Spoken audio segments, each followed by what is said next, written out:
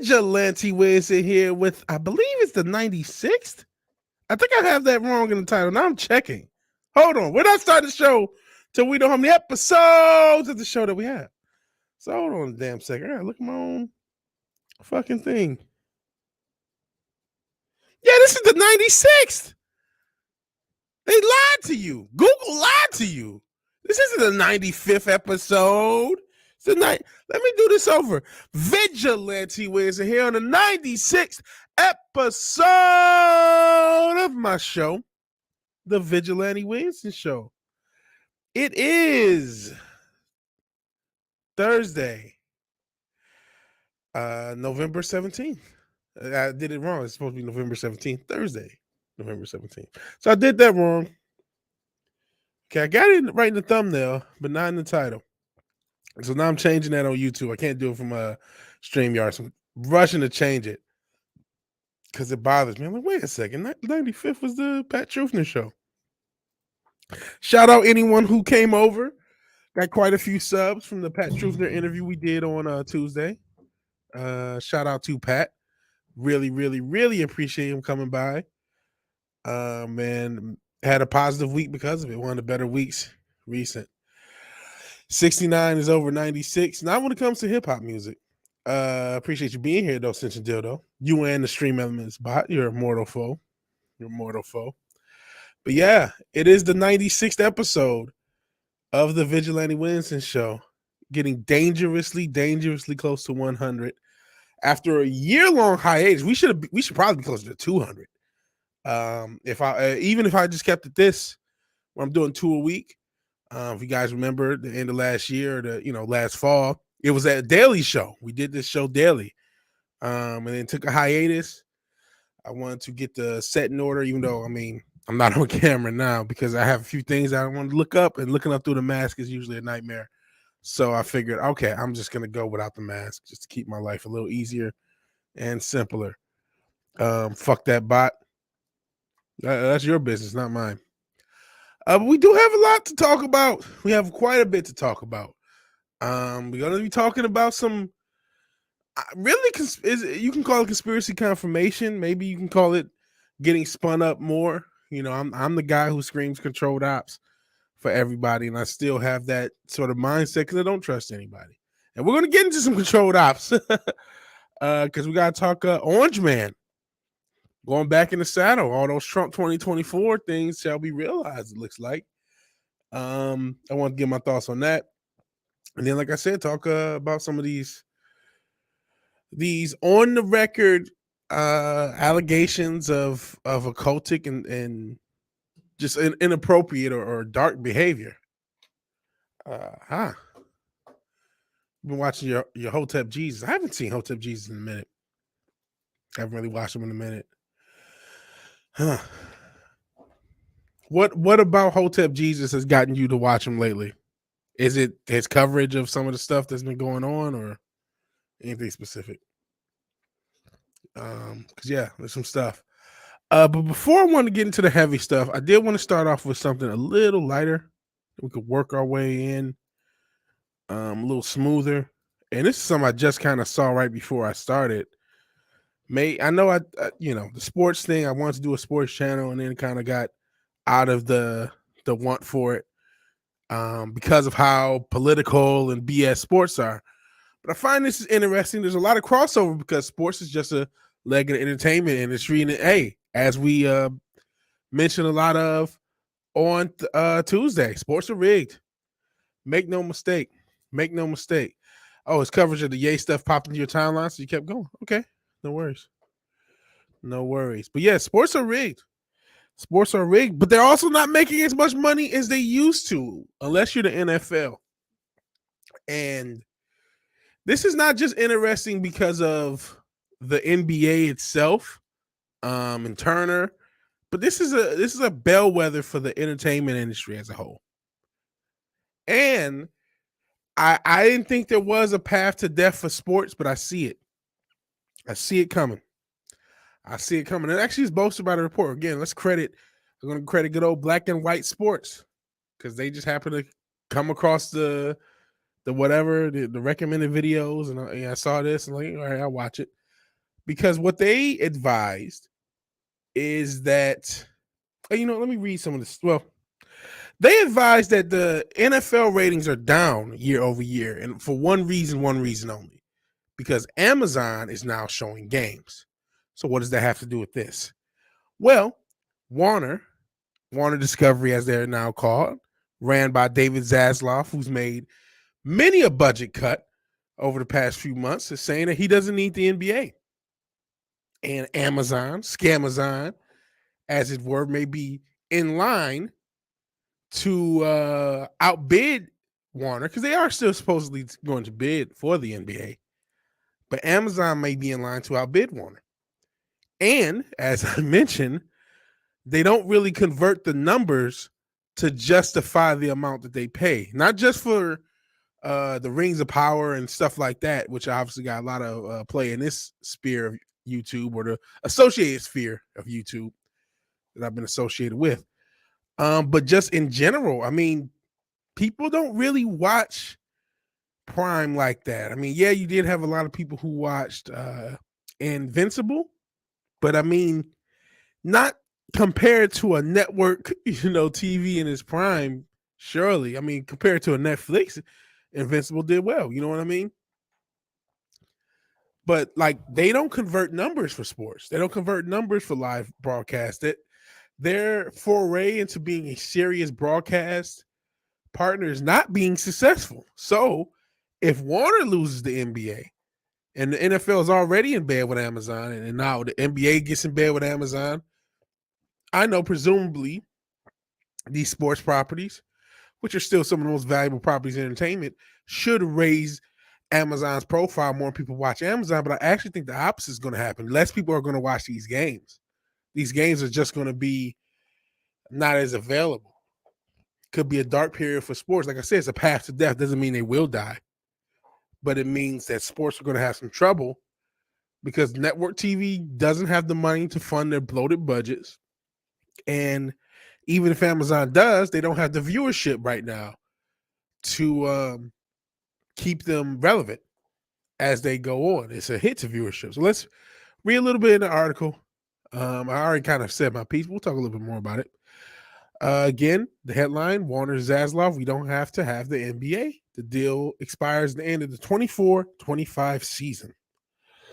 So that's only in a few years. Only in a couple years, really. The future with NBA's future with its longest tenured partner could be under question under penny pension boss, Warner boss David Zaslav. Discussing the rising cost of sports media at a conference Tuesday, Zaslav said Warner Brothers Discovery, formerly Warner Media, has favorable deals. Sorry about the breathing. Jeez, I know I probably breathe a lot already, but it feels like I'm breathing a lot more. So actually, hold on a second. Just kind of cough it out.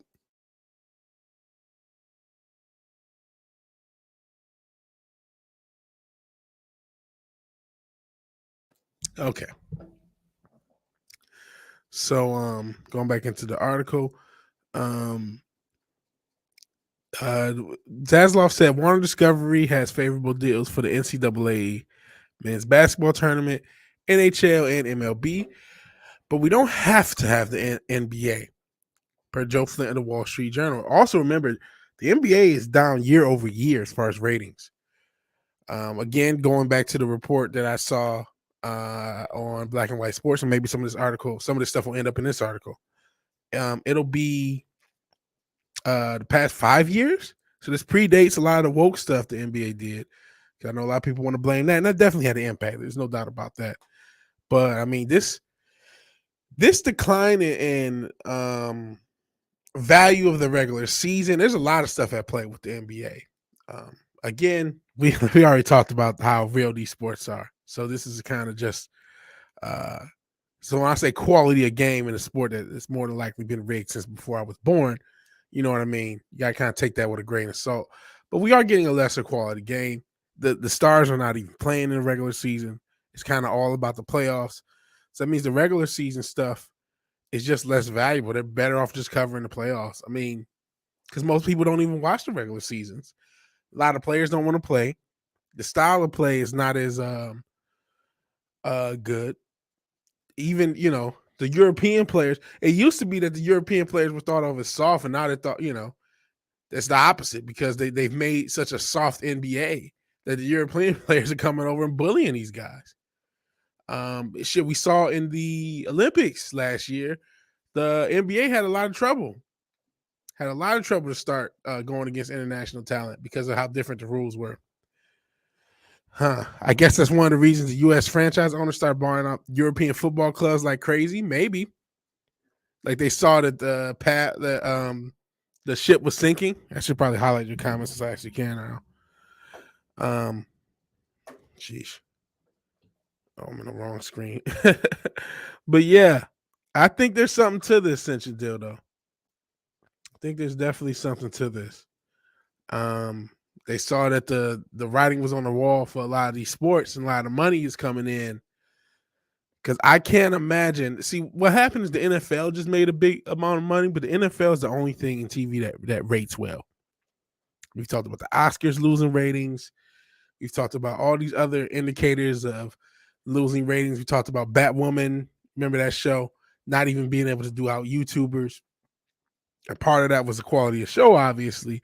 But part of that is just the floor has gotten lower for broadcast television as a whole. So I don't see how the NBA, and then, like I said, going on Amazon, if that's what happens, I can't imagine that's going to be good for the profile.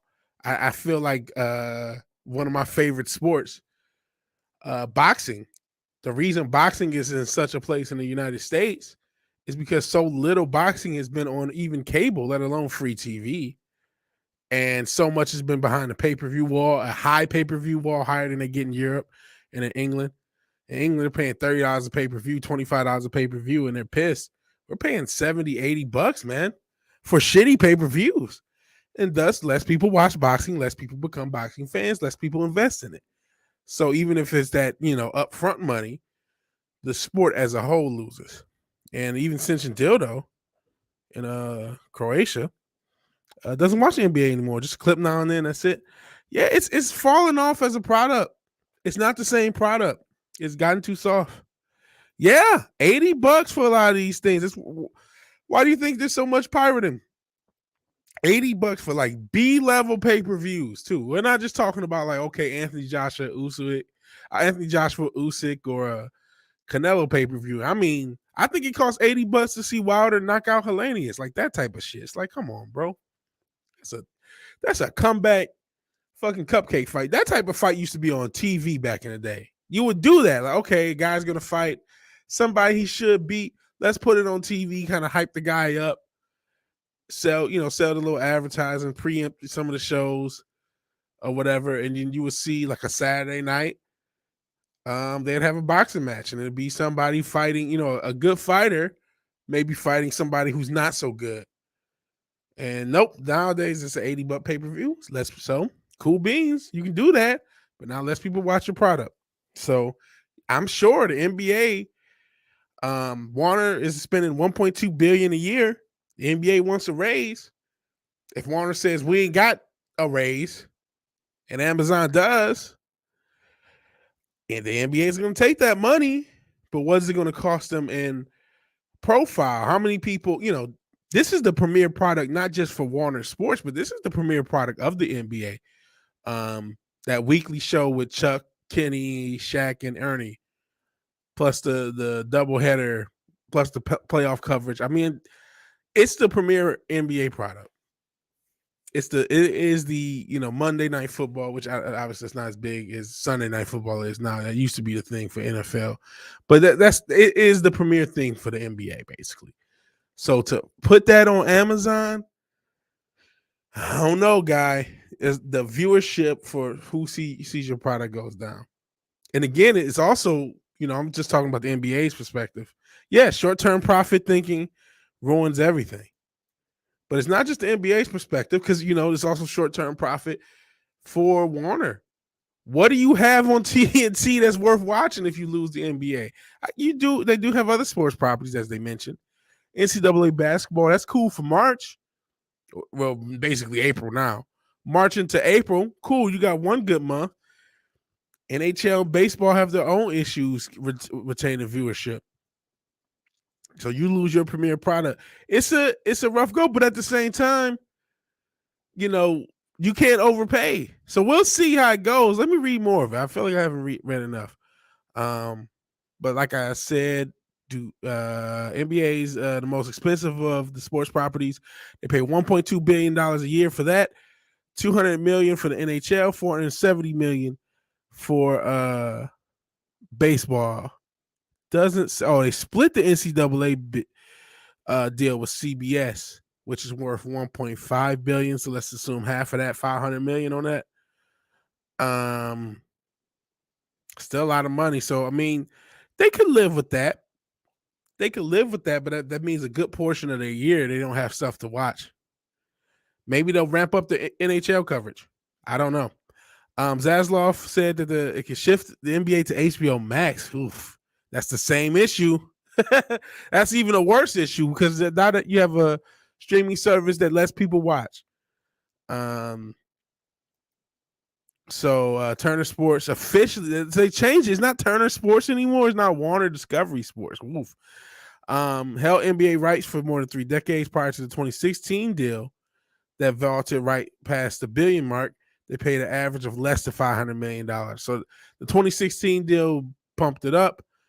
The NBA is seeking altogether. This is between all the networks because there's a lot of networks with NBA packages, but they're trying to get $75 billion off their TV money in general. So I don't know with what split because ESPN has a chunk of games. Who else gets games? It can't just be them and the ESPN if they're paying $1 billion. Like that doesn't math. So it has to be a few other franchises that are because if you can't expect just 2 companies to pay you $75 billion. That's way too much. Yeah, it's not quite sure whether that goal is aspirational or realistic. I don't think it's realistic. This doesn't have some of the other information.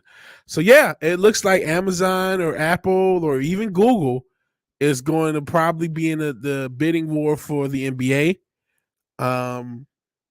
Really, kind of sucks to see. Real quick, I'm about to. I love you, Cinch and Dildo, but it's weird that you're the only one here, especially after this week. It was one of my better weeks in the YouTube sphere.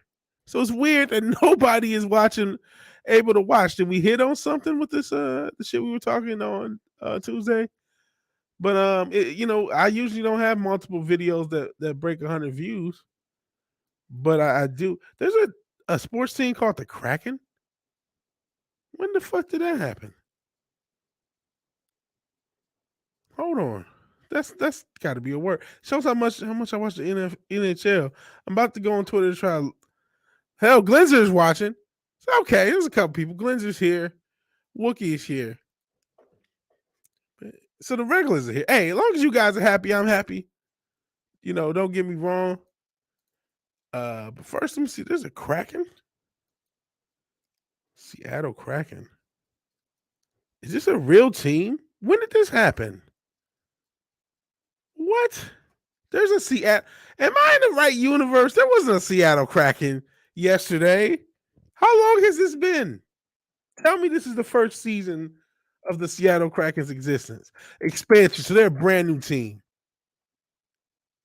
They have to be. Oh, they began last year. This is their second year of existence.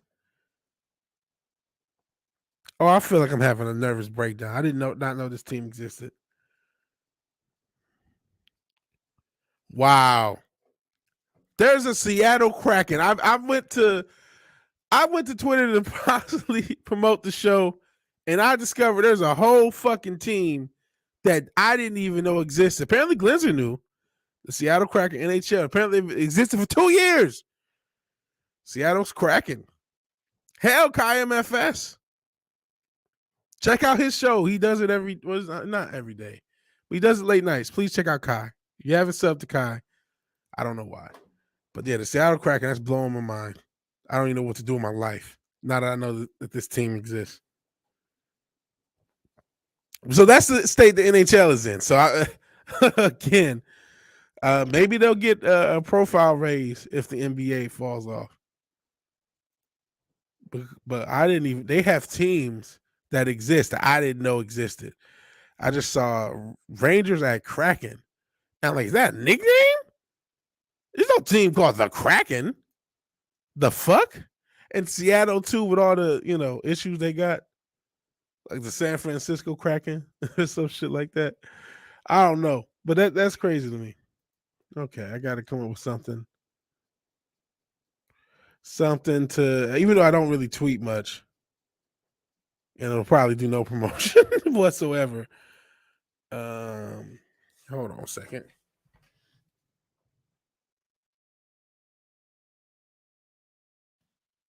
Still here. Yeah, I did all caps. Maybe that'll help. I used to be on what was that shit? Minds, and put it on Minds. I'm not doing all that now.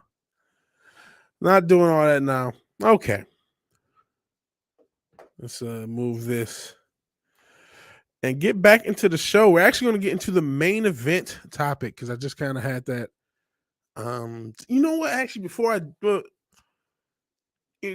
get into the main event topic. I'll talk Trump later.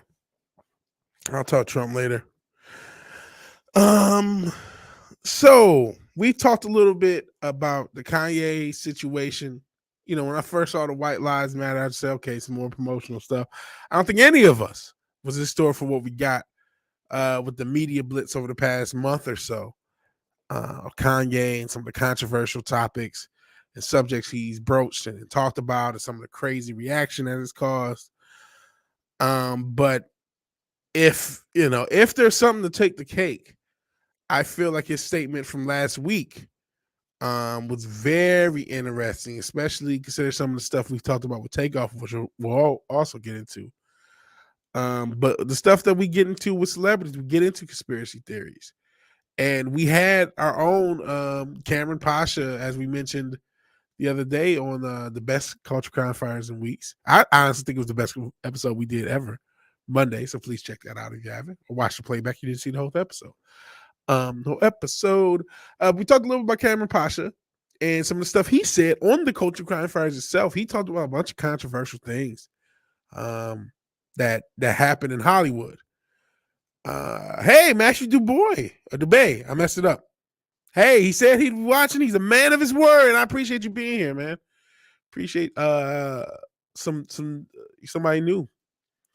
But yeah, Kanye, I think everybody's controlled ops. I know that's a kind of running joke, but there's reasons behind it, because I definitely think they're able to lead people to where they want them to be using these purported anti-heroes, or people who are quote unquote going against the system. A lot of times that's controlled.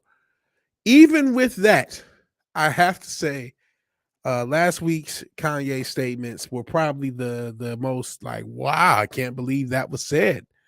But it's something that a lot of people who follow the entertainment industry from a certain lens have talked about for a long time, and it's the sacrifices. It is some of these mysterious deaths that happen to the celebrities themselves or their families. And you know what? I just realized another another video I wanted to show to you guys, and I'll vamp for myself while I do it. But I don't know where you were the first time you heard that people get sacrificed in the name of the music industry. I'm not gonna lie to you guys and say, yeah, the first time I heard it, I believed it. It took a while. It still has a unbelievable element to it. Yeah, I found the interview I wanted too. If you want to book, actually, let me mute this so you guys don't hear it, and I can cue it up. It took me a while to believe a lot of this stuff. It sounded incredible. It sounded ridiculous. It sounded fake. It sounded fraudulent. You know what I mean? And I'm not sure that this video is going to play. I just got the feeling that it won't. I had a feeling that the video won't play. Real quick, before I'm about to actually unmute this on this and see. Do you guys hear the music from the video? Let me know if you hear it. I'm just let it play for a little bit. I really need to cue this up, but let me know. Can you hear the video, or did you hear something for a second? I've not paused it, but so let me know if you can hear it. But back to the whole concept, the idea that somebody will be sacrificed for somebody for the entertainment industry just sounded fucking crazy. I think that's why a lot of the stuff, the conspiracy stuff, can sound crazy, because if you don't have the context on why something like that might happen, that these people do have spiritual adherences. That's actually what made, to me, the most ironic thing that Kanye said. It was when he purported what group he said runs everything. It's like, well, that's not quite right, because these people don't believe in the Torah. These people believe in Saturn. They believe in Babylon. They believe in the Sumerian gods. As fantastic as that might sound, they believe in all these other guys. Hey, your boy Alex Jones found them praying to a fucking owl in the middle of the Bay Area. You know what I'm saying? I played it for a second. You wouldn't be able to hear it now. But if you didn't hear it a second ago when I was talking about it, then I'm about to undo this and start all over and not have the same issues I have with StreamYard persist. And actually, I'm gonna switch. Hold on. I'm about to actually get into the video, and then talk a little bit more about it. But again, I didn't believe in sacrifice when I first heard it, because I didn't know about the Babylonian mystery school. I didn't know about all this craziness that I couldn't imagine. I had no clue about it. But at some point, I couldn't tell you what was the point where I realized it or where it stuck. At some point, I started to believe that these things are plausible. And look what we've seen from this crazy world that we can confirm. We can confirm Epstein happened. We can confirm there was an island where, and that was another rumor, that these people will blackmail you with all sorts of devices and vices and put you in compromising situations. Well, we know there was an island where a lot of inappropriate activity happened with a lot of young individuals, and a lot of powerful individuals were associated with it, and nothing happened. Nothing. That's what we know. We know a lot of crazy things about this world, man. So something like what I'm about to present, which I'm sure everybody in this chat has already seen, with all this hype I'm giving it, and probably a lot of people in this chat may already be in line with it, but for anyone who isn't, again, there's a chance Ye is controlled ops. That's a high chance, honestly. But that doesn't mean everything should be thrown out. It doesn't mean you can, chew the meat, spit the bones out, something like that. So, all right, I'm going to try to play this. You let me know if you can hear it or not. If not, we'll mess around with it. All right. Control you. They can't. They try to suppress you, but that's how they try to categorize They can't control me. You get what I'm saying? They can control Shaq. They can control Charles Barkley. They can control LeBron James. They can control Jay-Z and Beyonce. But not you, man. But they can't control me. You see, it ain't no name I won't name. It's up. Not you. You know what I'm saying? And just for Minister Farrakhan, I love you, but the way you read that, I took that as a slight. You know what I'm saying? I'm taking no disrespect from nobody. So let's get on the phone. Let's talk that out. I don't care who you are. I ain't taking no slice from nobody. Right? Okay, you guys can hear it. That's good. I'm just pausing. I don't know if there'll be any copyright stuff. I should pause a little bit. He hasn't really gotten to the juicy stuff yet. But again, don't believe in sacrifices. I understand, but this is somebody in the industry. He's going to tell you about it. We got some more information from the other people who've been around the industry after this. So here's more Kanye. I ain't taking no slice from nobody. It's God. That's the only person that I serve. My mom ain't here. My mama was sacrificed. Me too. You understand? Yeah. I'm Christian. Michael Jordan. What about him? His daddy, right? Bill Cosby, his son, right? Dr. Dre, his son. You're out in Hollywood, a lot of people come up missing. Feels like it might be a lot of that in order to control, traumatize. They want to monetize and traumatize. And God loved me. You understand? They hit me Gap, Adidas, all that away. Still, Forbes, who hate me, right, had to write net worth 400 million. Jesus is king. God loved me. That's more important thing in life. That's the thing. You know what I'm saying? And this truth is going to be heard. Y'all can't send none of y'all Meek Mills, y'all Puffies, y'all Lil Boozies, none of these names, none of these people that have to listen to y'all because they have legal. I never killed nobody, right? I'm the pussy that never killed nobody, right? But that means I can say whatever I want and not go to jail.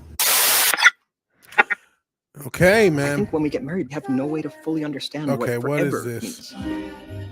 Okay. We don't need these goofy ads. Oh, is that my man? Super bad. We don't need these goofy ads either way.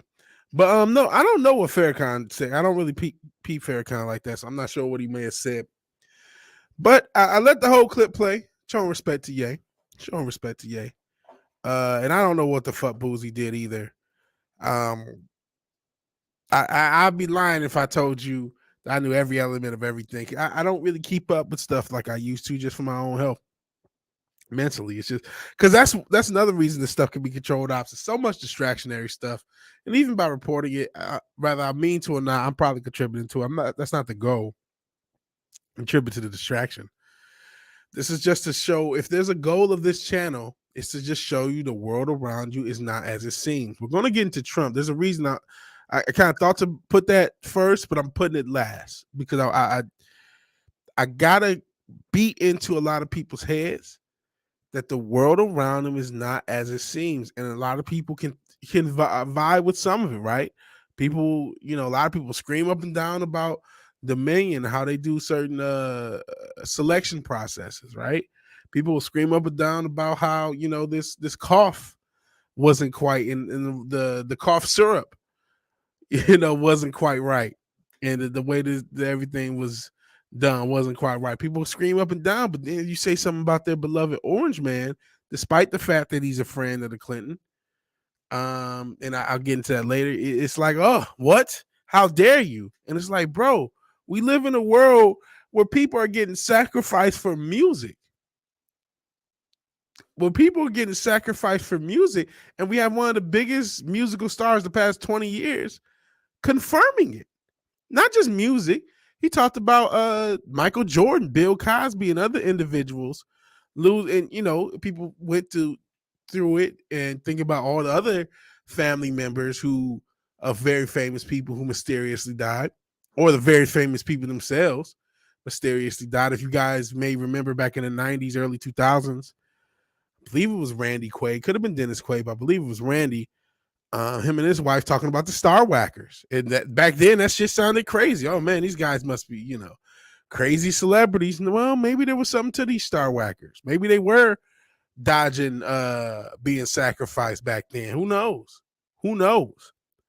And there's interesting thoughts about this. The way Kanye presented it, it was as if he had nothing to do with his own mother's sacrifice, and that's not what a lot of people believe. I'm not sure either way, and I'm going to present some more evidence from somebody else that makes that unsure. See, it's often been thought in the community, the truther community, if you will, the truth-seeking community, or at least the people who've investigated some of the occultic and disturbing, alleged. Everything I'm saying is alleged. Everything I said was alleged. But alleged goings on in the industry have often thought, okay, these people sacrifice their loved ones themselves, and that's why they obtain so much success. Even at Eminem, he sacrificed Proof. That's the thought. Even though there's apparently, I actually just that video clip, shout out to Unplug Him, because Unplug Him is the guy whose channel I referenced for that. He had that whole clip. So shout out to him. He actually purports, he's a guy from Detroit who was active in the music scene back then. He reports that Proof didn't get killed for Eminem's sake. Proof got killed for telling too many regular people about some of the demonized stuff that was going on in the industry. He had talked about the similar thing that we talked about with John Todd, them praying over the masters and the 13th floor and some of the witchcraft that was going on in the industry, and that's supposedly what got Proof killed. But that notwithstanding, the long-standing thought process or logic was because these people would have this tragedy and then see so much success afterwards that they were the ones calling the shots. But somebody who apparently was supposed to be sacrificed. Now, this is a story. Everything we're talking about is alleged, and you got to take it with a grain of salt. We were talking with Pat Truthner again. Shout out to Pat. And we were talking about, what do you do if someone just doesn't believe you or says you don't know everything, for sure. You just got to say, yeah. So, yeah, this is just one person's testimony. They could just be saying it for clout. They could just be saying it for fame. But this is their testimony about how they were almost sacrificed. And one of the most notable figures in entertainment history, especially for hip hop, saved them. But before we do, you guys tossed out a few comments. I always like to get the chat. Still don't know what Boozy did. Papa Cotton says there's a price to be a household name. And again, I could probably put some of the stuff Cameron Pasha said. He said a lot of stuff you think is happening in Hollywood. So this is not, I know for this chat, this is not going to be crazy. We know what's up. Somebody doesn't. We got some skeptics also in the chat and amongst the fandom. You and me both, man. These Orange Man groupies, they are exactly as possessed as SJWs. And it's my job to try to wake them up. Hail Newbound Turk, by the way. Hail Newbound Turk. Everyone saying what's up. I appreciate Newbound Turk.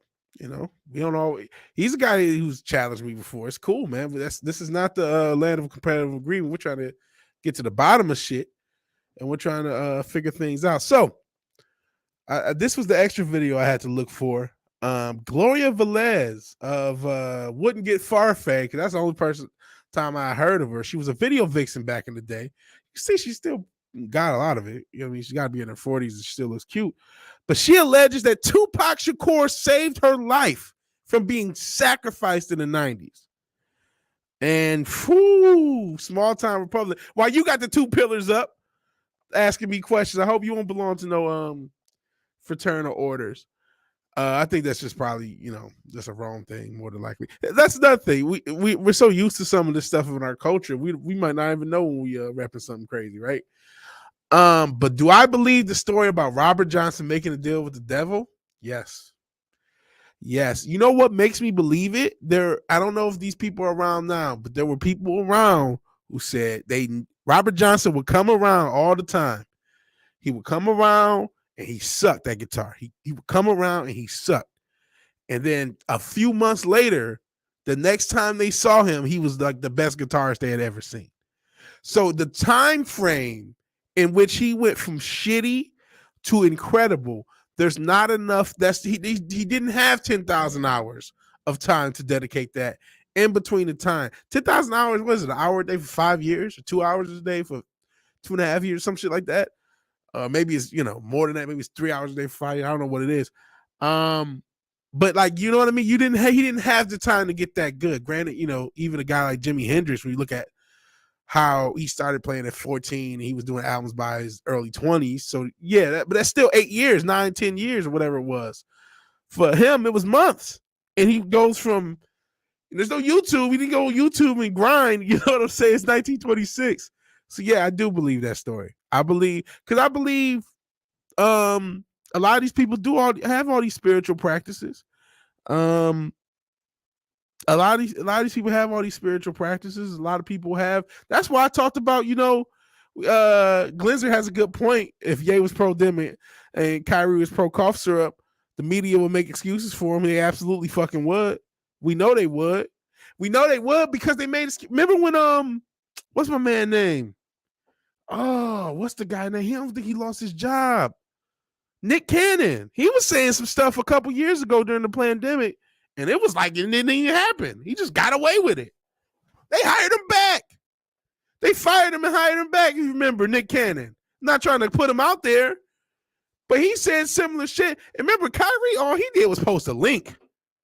Kyrie is getting smoked because of the jab, bro. He didn't even say anything inflammatory. He posted a link that, speaking of Amazon, is still on Amazon servers, and apparently all they've done is charge more for the book and the movie. You can still buy and see the damn thing. That's why it's like, okay, if y'all didn't take that shit down, then that means ain't nothing real in that motherfucker.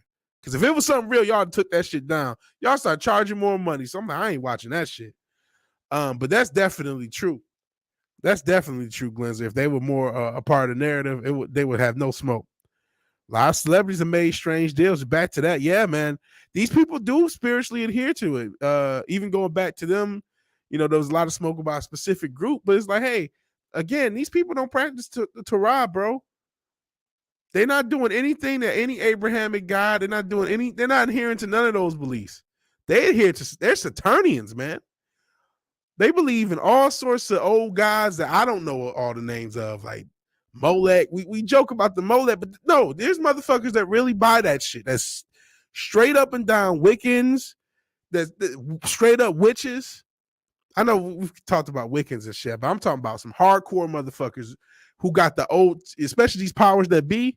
They have some of the old texts from back then, and they study this shit and they really buy into it. They really believe it. So there's a lot of crazy stuff with these celebrities. Indeed, Glenzer. Yeah, that's 100% true. Cannon was back he was in his Black Israelite phase. I guess he repented. Bro, isn't he still on TV? Did anything happen to him? He took a week off. Nothing happened to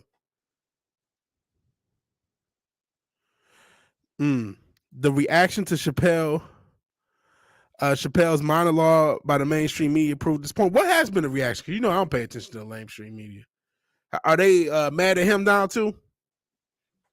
They mad at him. But again, Nick Cannon got away scot-free. Nothing happened to Nick Cannon. Nothing. I thought he lost his job, but I swore he got it back. Let me see. What's Nick Cannon doing right now?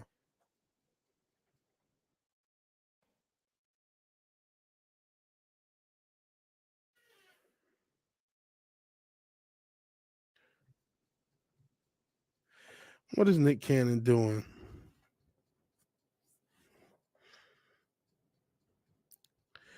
Let's see. Is he...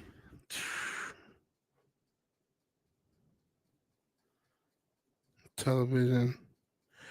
So he's still on The Masked Singer. That's what he's still doing. So he's still doing The Masked Singer. But I guess he did lose. What was the other shit he did? America's Got Talent. But he had stopped that already? So he had already stopped America's Got Talent even before he said anything. I'm just looking at his Wikipedia.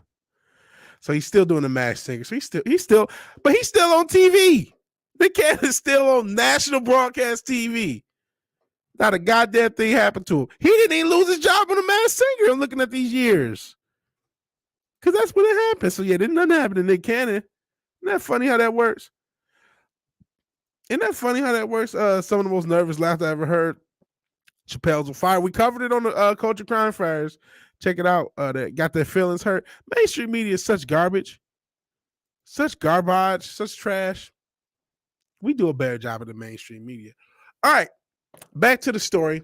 We're talking about sacrifices, talking about the evil stuff that this evil industry does. And we were getting the testimony. We hadn't played it yet. We're about to get the testimony of a former video vixen, Gloria Velez. This is her testimony. It has some disturbing stuff in it, but we're gonna let it play. We'll take breaks. It's quite a bit of testimony. It's not the whole 27 minutes that you see here, but it's still quite a bit. So we got a lot to parse. Let's get it in. Sacrifice. Now again, I know I'm the type person. And shout out, you know what? Also, whose video is this? Forgotten Kings TV. Shout out to you for having this interview that we're about to use. So hold on. At least we can. Of course. I mean, life itself. I mean, have you made sacrifices in your life? Of course. I mean, life itself can be a sacrifice. There's like the saying goes, there's different levels to this. And we've all, I mean, women sacrifice their lives when giving childbirth.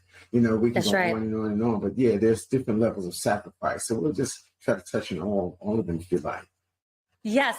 But today I really want to focus on sacrificing people who sacrifice people for gain, for money, for power, for celebrity status. And I believe that this is a touchy subject for a lot of people because people don't want to acknowledge that this does happen. that people sacrifice people for money and fame. And people are scared to. You know, I think it's time for people to talk about things that, you know, you don't want to talk about, but that's really happening. We have to face it today. Sure. And the reason why I'm bringing up this topic today is because it was told.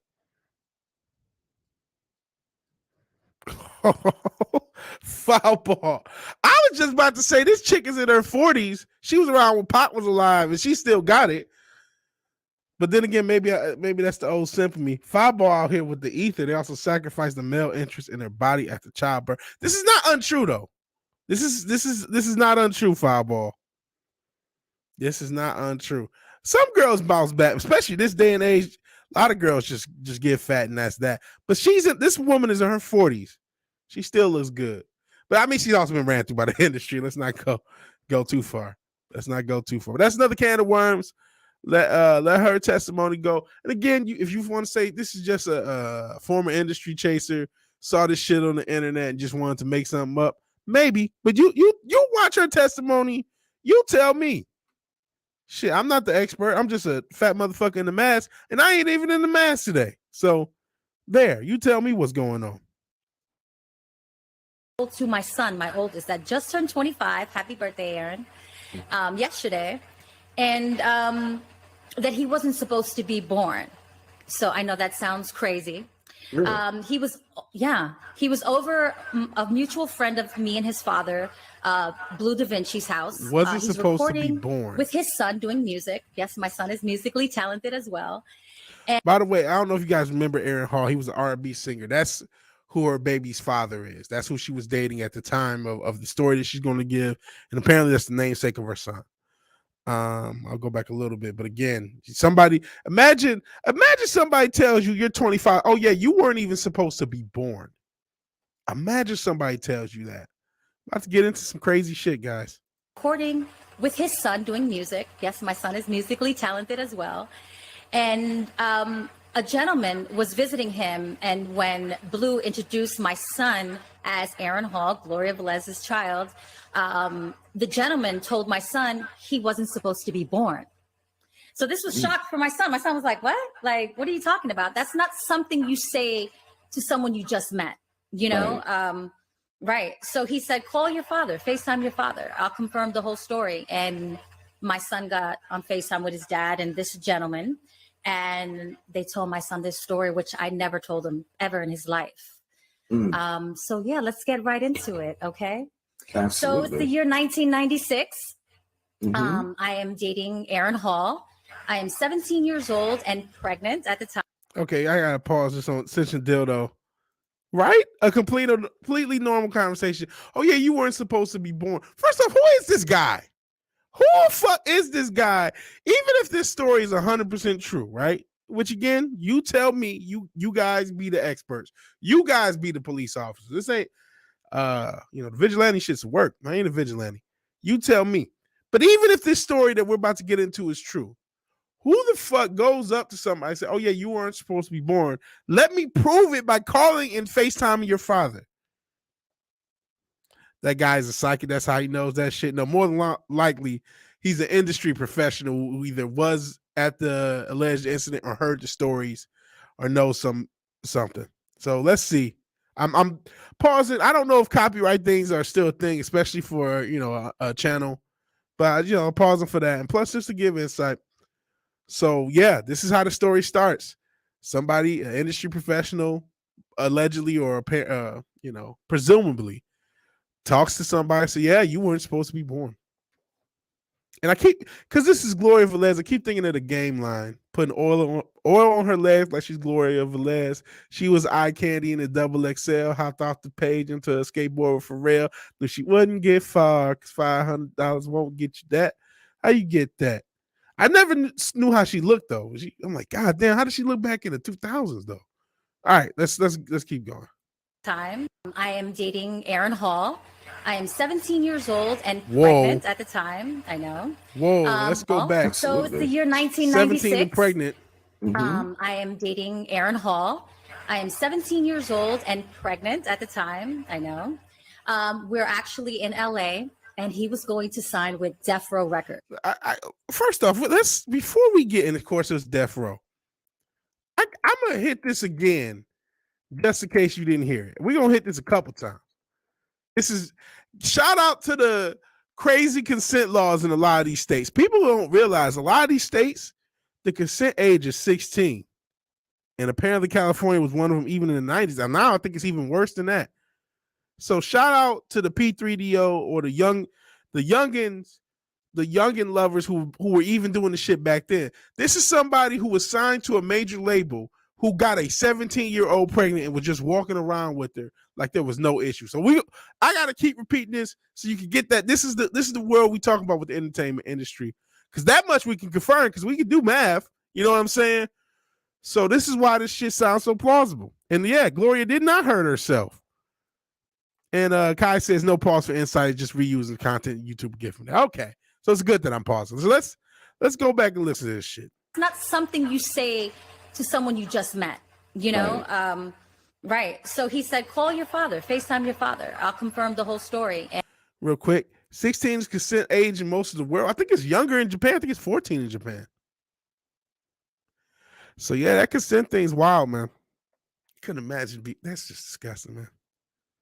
Even under 20, man. I'm in my 30s. Even a 20-year-old be weird. I mean, I'd take a 20-year-old. But still, man. It's a bit much. And my son got on FaceTime with his dad and this gentleman.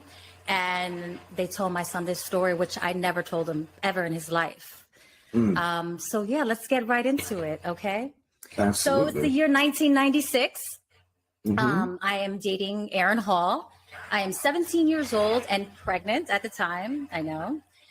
We're actually in LA and he was going to sign with Death Row Records. Okay. So he's recording, doing music, you know, he's doing video shoots.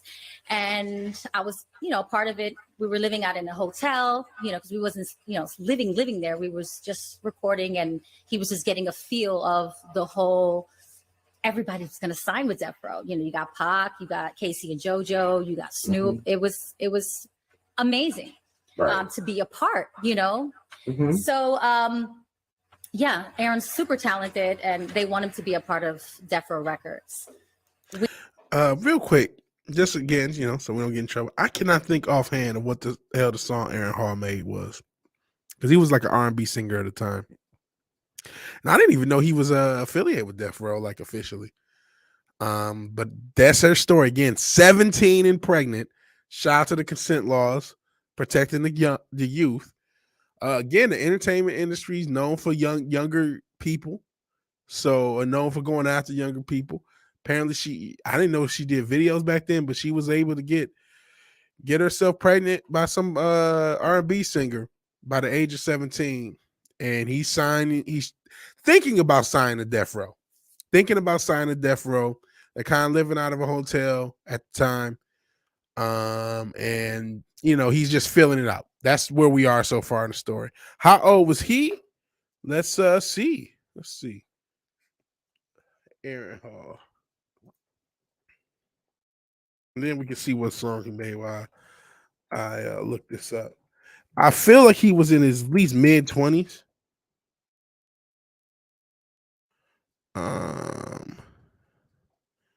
Yeah. Oh, he was a part of Guy. I remember Guy. So he was born 64. So he was in his 30s. Am I wrong?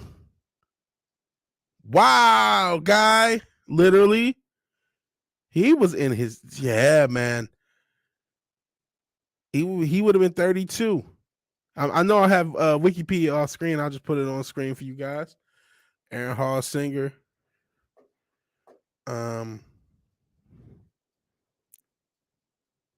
Yeah, see, yeah, he was older. That's why I thought. I'm like, you know what? Shit, that's the first thing I thought at first when you guys asked. I'm like, you know, Outkast was young as fuck. Snoop was young as fuck. A lot of those guys were like 19. Nas was like 19. Maybe he was a younger dude. Maybe you guys are right. Yeah, maybe it wasn't as creepy. Maybe it'd been like 20. No, this motherfucker 32. This motherfucker 32, and he was the nasty man talking all this crazy shit. That's wild, man. Wild, man. Hold on, now you got the comments are going crazy at Aaron Hall's age. At the time, he was at to be 32 in 96. Or 31, because I think this story takes place in May. I'm not sure if they make that clear. Let's see what you got. You guys start to go hot. Yeah, 16 is the age of consent in most of the world. I think it's even younger in Japan. And Aaron Hall was 32, as we just confirmed. Yeah. As I thought for a second, maybe Central Dildo right, or his implications right. There was a lot of young rappers. Nas was 19. Outkast was in their early 20s. Maybe Aaron Hall wasn't that old. It's like, yeah, it's a little. He was only 4 or 5 years older. Nah, bro was 32. Bro was a grown ass man. Chappelle made the best point about this. If I shot someone when I was 17, I'd be charged as an adult. Let's stop acting like this chick that I made the decision. That's true. That's true, Map. So okay, that's true from one perspective, but as an adult male, I'm not saying that somebody 32 and 18 is all cool. And I'm not saying that these women don't do it, because we know that's the whole thing. I know these old bitches be fucking young dudes, because I was a young dude fucking these old bitches. So I know they be fucking young dudes. Don't get me wrong. So let's also not act like that's the case. But I still feel like I got the right to look down on you for being 13, getting a 17-year-old pregnant. It ain't quite. What's my man name? Oh, the motherfucker, Karl Malone. I think he got a 14-year-old pregnant and she ended up self-deleting. That was too much. 17, that's still fucked up, bro. Still fucked up. Yeah, we're not talking about her decision. We're talking about his. But we also, if you remember, I don't know about y'all, I remember the young girls fucking older guys when I was in high school. I remember, oh man, you want the hot girl, and you look at her boyfriend like, yo, that motherfucker's older than this grown. He like 25, he 28. You know what I'm saying? So, I mean, let's not act like we didn't see that too. I don't know about you, but I saw that too when I was young, because like I said, a lot of girls that I was liking, they would be with grown men, not just older guys. Not like, oh, he's in no, grown ass men. So it's just it's fucked up. But I also think I still, people also smoke crack and shit on the ground every day. Just because something is common doesn't mean it's not fucked up. You know what I'm saying? Yeah, cool guy. And that's true. Like, she's not no innocent. She was a groupie. Let's keep it real. She was a groupie. Let's keep it a thou while real. And if she had parents that were paying attention, it doesn't happen. Yeah, Map is back. Not talking about her decision. I'm talking about his. And yeah, a lot of people chased a lot. When we was in high school, we saw it. I didn't do it when I got older because it just felt weird. Like, go back. But I remember I remember girls being 15, 16, messing with older guys. These cats can't get a girl and that hot their age, so they scoop on the younger ones. All it takes to impress them is a car and a job. Yeah. Yeah. It's fucked up, but it's called accountability, ladies. Let me introduce you to the concept. Hey, I'm never going to tell somebody not to hold women accountable. I'm never going to be in the way of that. I'm never going to be on the way of that. But I mean, I will say this in this story. We talk, usually we talk about accountability to, your decisions and pregnancy. Don't nobody deserve what was allegedly supposed to happen to her, to get back into the story. But I would say, if I'm making my case, that was a character piece of evidence for the music industry as a whole. Because how many other people you think was messing with the youngins? We already know what R. Kelly was doing around the same time. So how many other people in the industry? Hey, and it ain't just us. Shit, because we know what Elvis, who technically may not have been partially Native American, but we know Elvis liked them young too. We know a lot of people. Jerry Lee Lewis apparently liked them young too. Chuck Berry, to go backwards. I mean, a lot of people. The music industry evil. That's the thing. The whole entertainment industry is evil. Whew. Women and accountability go together like peanut butter and tuna fish. Since you do that, were you accountable at 17, Matt? True. But listen, there's some 17-year-olds that fucked up their whole life. Some 17-year-olds, sometimes you may make a decision that fuck up your whole life at 17. So let's get back into this story. It was getting lots of hot bucket stuff. We were invited to a Mother's Day event, 1996, and all of Death Row family and friends were supposed to join, come and watch, their relatives perform for them. So I thought that was a beautiful thing. I was going to get my hair and nails done. And Aaron was like, I can't take you. Tupac is going to take you and make sure you're good and safe. I was like, oh, okay. We're in LA and, my first time out there. So, okay, he's going to make sure I'm safe. I didn't think nothing of it. And at that time, him and Pac were talking. Things seemed a little antsy.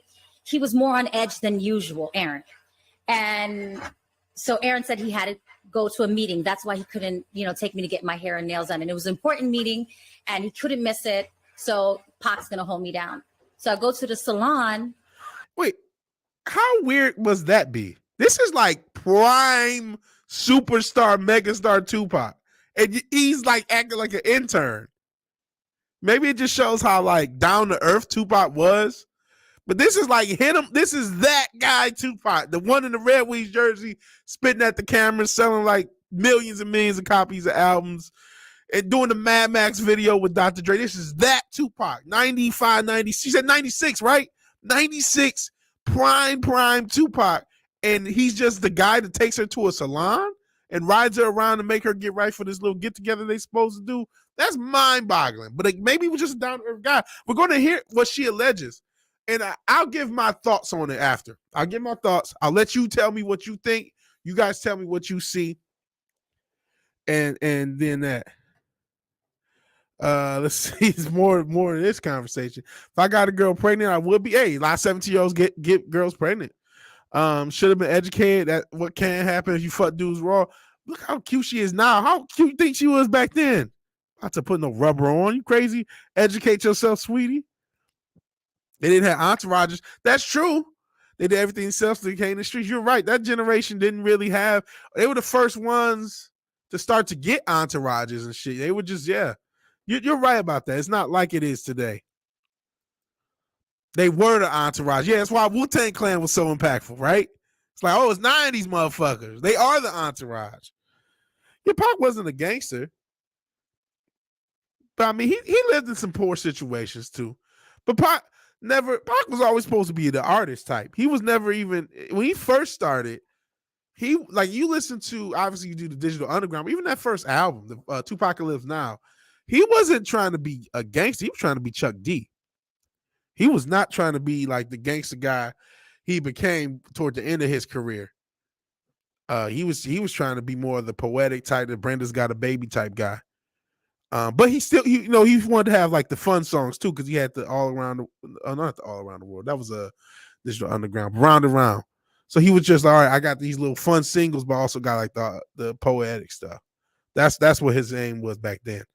They didn't think of himself as legend. They thought themselves laying down like a fucking boss. But yeah, you do hear stories. Just people was just out and around, just moving. But it's weird that there's some stuff in this story. We'll get into it, but I still think it's relevant because we're talking about these sacrifices.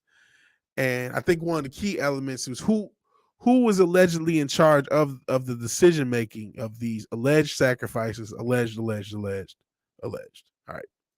Me and Pac had deep conversations. That was the first time I've ever been alone with him and actually one-on-one. I mean, he schooled me on life. He schooled me on becoming a mom. He schooled me on just so many things that I would never forget our conversation, ever forget our conversation about this industry. I mean, me being 17 and all this is in front of me, and it's a wow factor, all these celebrities and, in the studio and video shoots. And this man is so deeply spiritual, so connected with, himself and the worldly things that are going on. He just knew so much. And I'm grateful that I got that opportunity to have with him. And then we met up with Aaron after I got my nails and, hair done. Okay. I'm again, frequent breaks for the YouTube stuff. Shout out to my man Buddy Lee. Says let's watch Tupac hoax videos. I've seen a lot of stuff on Tupac, man. A lot of stuff. He might have been an agent. Or at least You know, I know if you ever see the video of them, and I love Tupac's music. Firstly, love his music. Love what he and the positive stuff he meant to the culture. You know, even since Dildo said he was conscious at first, and the black activist turned on him, he went the gangster rap route. That did kind of happen because the conscious stuff was moving. That was Tribe Called Quest era. You know what I mean? And just coming off the, like I said, he wanted to be Chuck D, coming off Public Enemy having multiple platinum albums. So that conscious stuff was moving. X-Clan had like a gold album. And then it was like gangster shit all the day. So he was like, he said, fuck it. I got to feed my kids or whatever. Feed my family. But back to Tupac. And I've seen a lot of stuff on him that may call things into question. If you've ever seen the video, there's this famous picture of him in a bathtub. Anyone who knows about the occult knows that has some occultic meaning. Those damn bathtubs. But it's him in a bathtub. He has all this jewelry on. He's nude in his bathtub. I had never in my entire life, if seeing this picture, thought about, well, how did the jewelry get in the bathtub? I never even considered it. Never even asked ourselves the question. But I did at one point see the video of like men loading a either nude or only in shorts or underwear Tupac and putting all this jewelry in the area that it was, which is basically his crotch. And no disrespect to the, late great legend of music, but knowing what we know about the industry and having seen that image, if I could find that video I showed you, my thoughts were gay. I'm just being real. If you can find that video of them loading that jewelry in that bathtub on Tupac's private area, essentially, it's not the most masculine image. So I'm just saying, there's a lot to be asked. Pop wasn't no agent. He was the next Black Jesus. I think he was a rogue agent, like an agent that went rogue at best. Which, hey, a lot of these guys are agents that go rogue. Some of the people that even I question. Hey, at the end of the day, none of us go to these eyes wide shut parties. All I can do is speculate. But there's some questions about him. You don't hold your jewelry in your bathtub? No. What jewelry? I live a half a block away from where Pac got shot. If you know the neighborhood, you know what happened to him could have happened to anyone. Hey, a lot of people thought it was just some shit like that, but it was the way the police handled it, the way the bodyguards. I had a friend that showed me this documentary that the bodyguards themselves did on that night. Very interesting testimony. They said that the police were telling them what happened and didn't take statements and threw out a lot of stuff that they were trying to present. So the police already had an agenda when they came to the crime scene. So that's my only pushback to that. Gives a whole new meaning to family jewels again. Yeah, and it was men loading that thing. But hey, I'm not trying to disrespect Pop. Everything I'm saying is alleged. I'm not trying to, besmirch him. I know a lot of people, when they hear anything, you can, just like we were talking about the Trumpers, or it's just a lot of people have a hero worship, and a lot of people have that cult of personality, that anti-establishment cult of personality. And regardless, and hey, I don't go to eyes wide shut parties. I don't know how much autonomy anyone gets at anything. So I couldn't tell you how much, Tupac was authentic or not. There always seems to be something when it comes to this industry. We know that his mother was a Black Panther. We also know the Black Panthers had plants. That's not but that doesn't mean that his mother was one of those plants or his alleged father. It doesn't mean that. They weren't. But that's the sort of thing you start to question, like, okay, is there something? Could there be a MK Ultra connection? Could there be a whatever connection?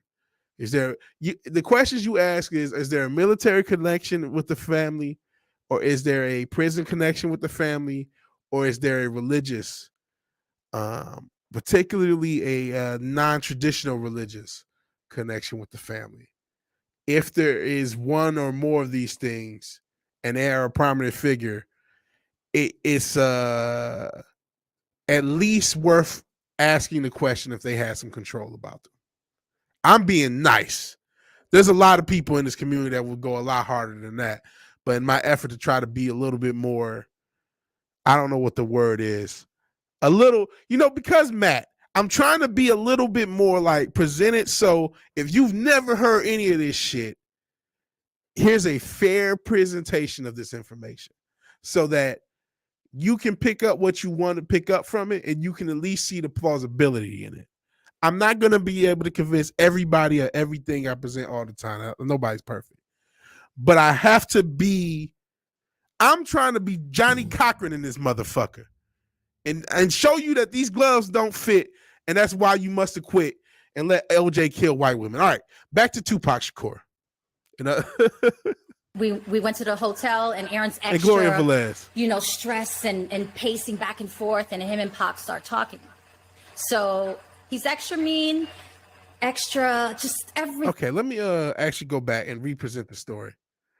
Because we went to a tangent. Let's get back to Gloria Velez's story. So in short, 17 and pregnant, linked to Aaron Hall. Aaron Hall had to go to a meeting, left her with Tupac. Tupac gave her a lot of game on life, talked about her 17 being pregnant. Hell, this is the guy that made Brenda's Got a Baby, seeing the Latin Brenda with a baby right in front of his eyes.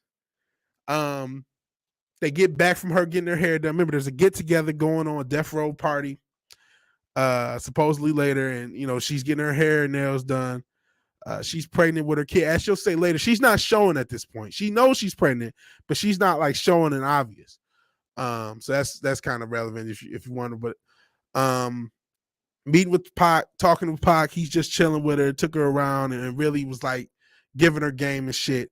They get back to the hotel where they've been staying because her and Aaron Hall just kind of staying in the hotel for a little bit, kind of filling out the death row process, thinking about signing there. At least he is. They get back to the hotel and Aaron's a little agitated because he went to a meeting. That's why he couldn't be there. So he's a little agitated. And this is what's going on. My nails and, hair done. I went back a little further. So we went to the hotel and Aaron's extra, stress and pacing back and forth, and him and Pac start talking. So he's extra mean, extra just everything. And I felt like there was something going on. It's more than just business. So to let you know, allegedly, when he was, going to this meeting, he was kind of pleading for my life. Some of these people, to be down with the cause, you got to sacrifice people, which is insane to me. And allegedly, they told him, there come a dime a dozen of her. She could be replaced. I don't care if she's pregnant. Wow. I'm going to go back. It's another one we got to repeat. Listen to this. When he was in just business.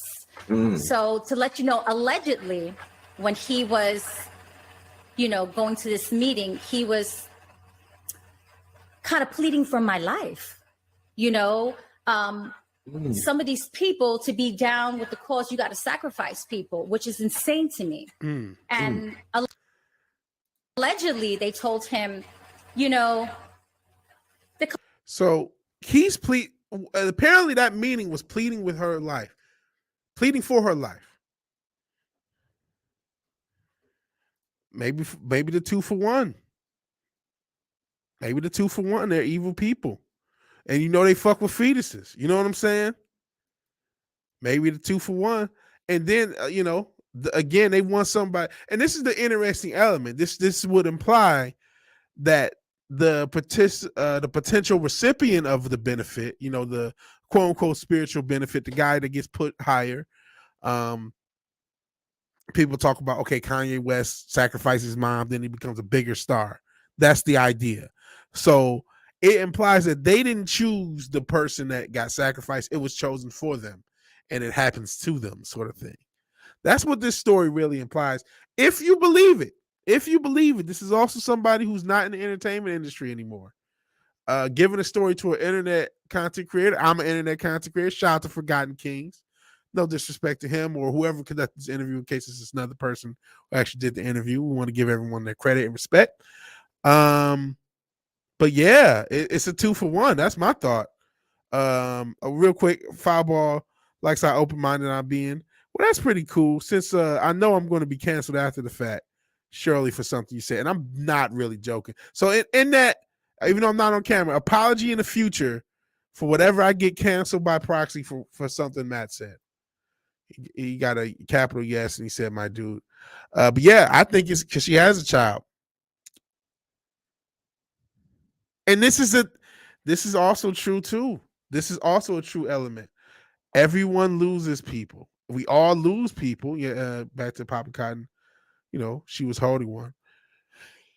This is why we shout out to Kai. We got to also be honest. We all lose people, and artists do draw from grief to create great work. Most, that's kind of a common thing. That's a common thread of a lot of art is some sort of pain and some sort of loss. And it's like someone losing somebody and then coming up with something great. Is that like every time? Does that mean somebody was sacrificed? It depends.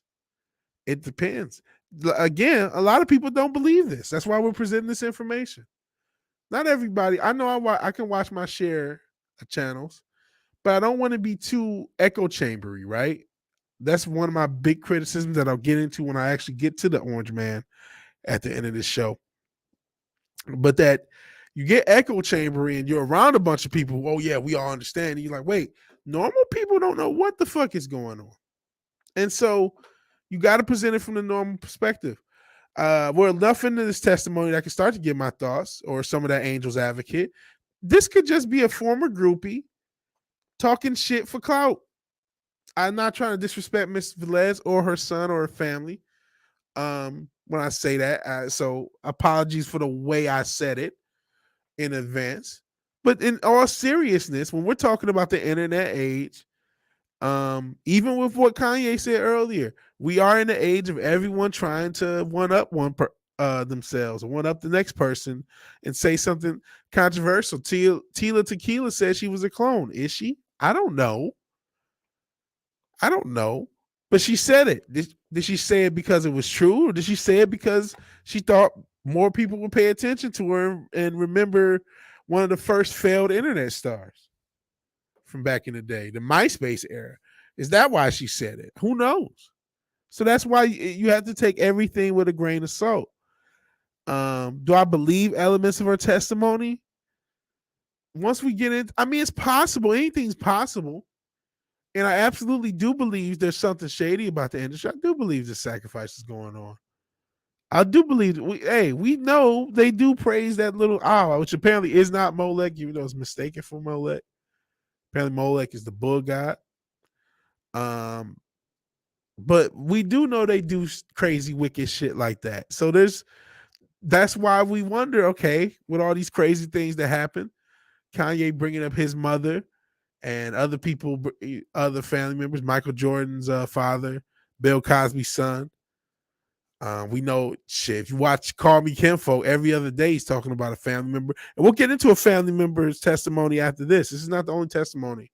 We're gonna have a current family member of somebody very powerful in the industry in their testimony. Let's see what else, Kai. She doesn't seem important enough to clone Tila Tequila, but then again, she is hot enough, or was, I don't know. Yeah, that's a good question. See, I was thinking about Kid Rock when I said the bull guy. I was about to say shout out to Kid Rock. But no, if you listen, it actually is like the bull with the kind of I don't know what it is. His hands apart. That's actually Molech. I remember that shovel face hag. She was funny at the gathering of the Juggalos. You went to a gathering of the Juggalos? Bro, if people only knew how big that was in rural Michigan, the Juggalo, I didn't know. I lived in Detroit for years. I think they're from River Rouge. And you would know they existed in East Chaminade, but it wasn't that big. But when I lived in a rural area of Michigan, I mean, the Juggalos and that ICP shit was huge. He's the cringe guy, Matt. I actually listened to that song recently. I just like, how does this hold up? How does this shit hold up? It kind of does. It kind of doesn't. But that's neither here nor there. But let's get back into this story. Again, to catch us all up, 17 and pregnant, dating a superstar, talked with Pac with a little bit, and apparently is allegedly scheduled to be sacrificed. This is what was allegedly happening. Come a dime a dozen of her. You know, she could be replaced. I don't care if she's pregnant. You can get a pretty young thing and it's no big deal. So allegedly, he said, no, I'll be damned. I'm not going to do that. I love her. You know, I'll die for her. So they went back and forth. And allegedly it was said, it's going to happen if you like. So here's another thing, man. Golly. She said, he said this 13-year-old is willing to die for her. I don't know about that, bro. But I mean, I'm sure she was bad back then. But you weren't willing to die for a 17-year-old? Man, I'm about to sound sexist as fuck, bro. Y'all know how women be lying, man. And I believe in sacrifices. And I'm not saying she's lying. Gloria Velez, but as much as there's a part of me that believes the testimony we're going to hear, the broadcaster in me, again, that Matt keeps bringing everything up. He always question. I have to question on those grounds, man. Women be lying. Hoes be lying. Not saying she's a hoe. She seems like there's nothing to go off of outside of a game lyric.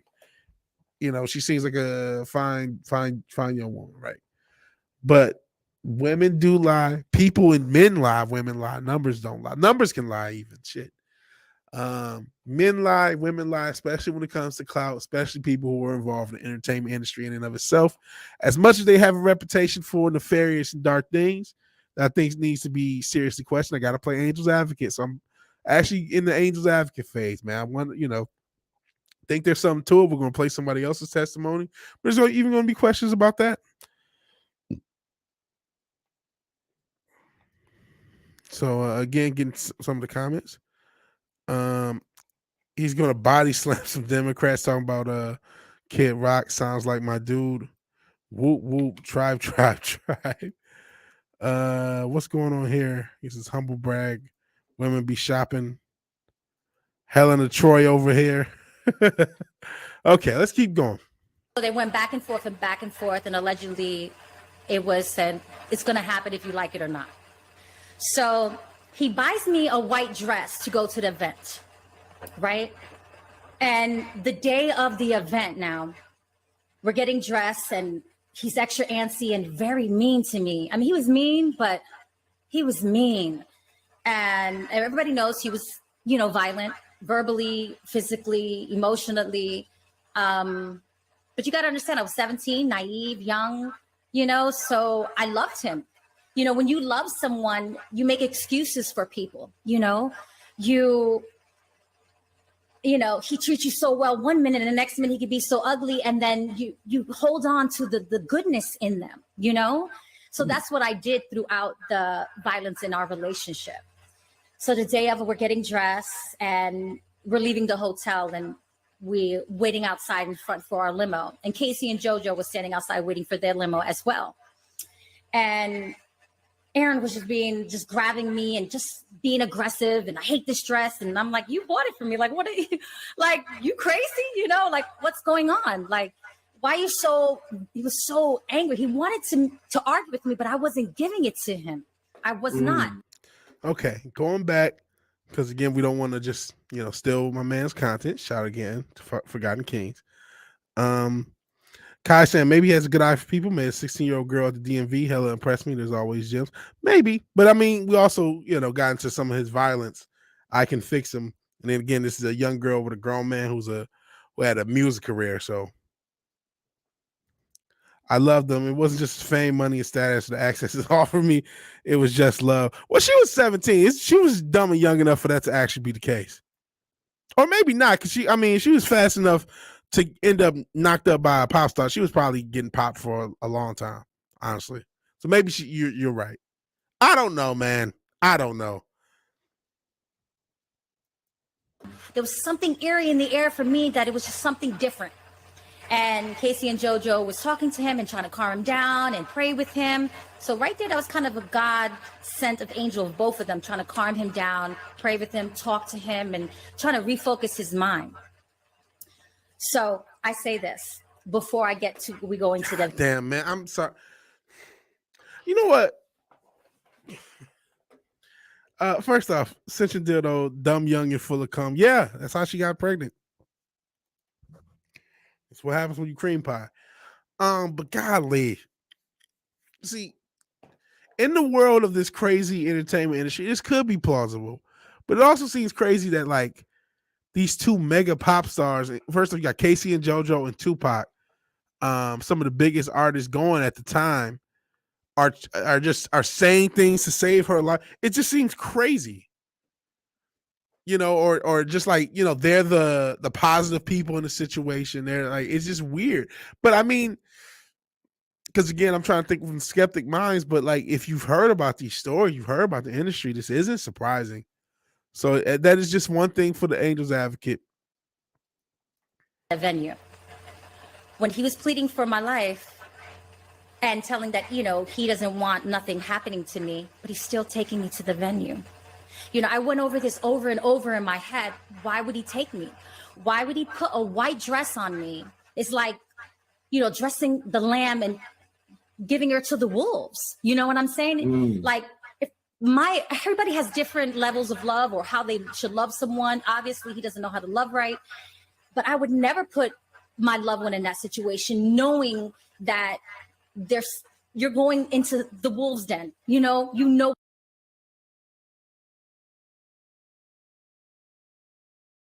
Thank God for that sign that says Mike is muted. I started to talk, but I didn't get that far. But I do need to hold on.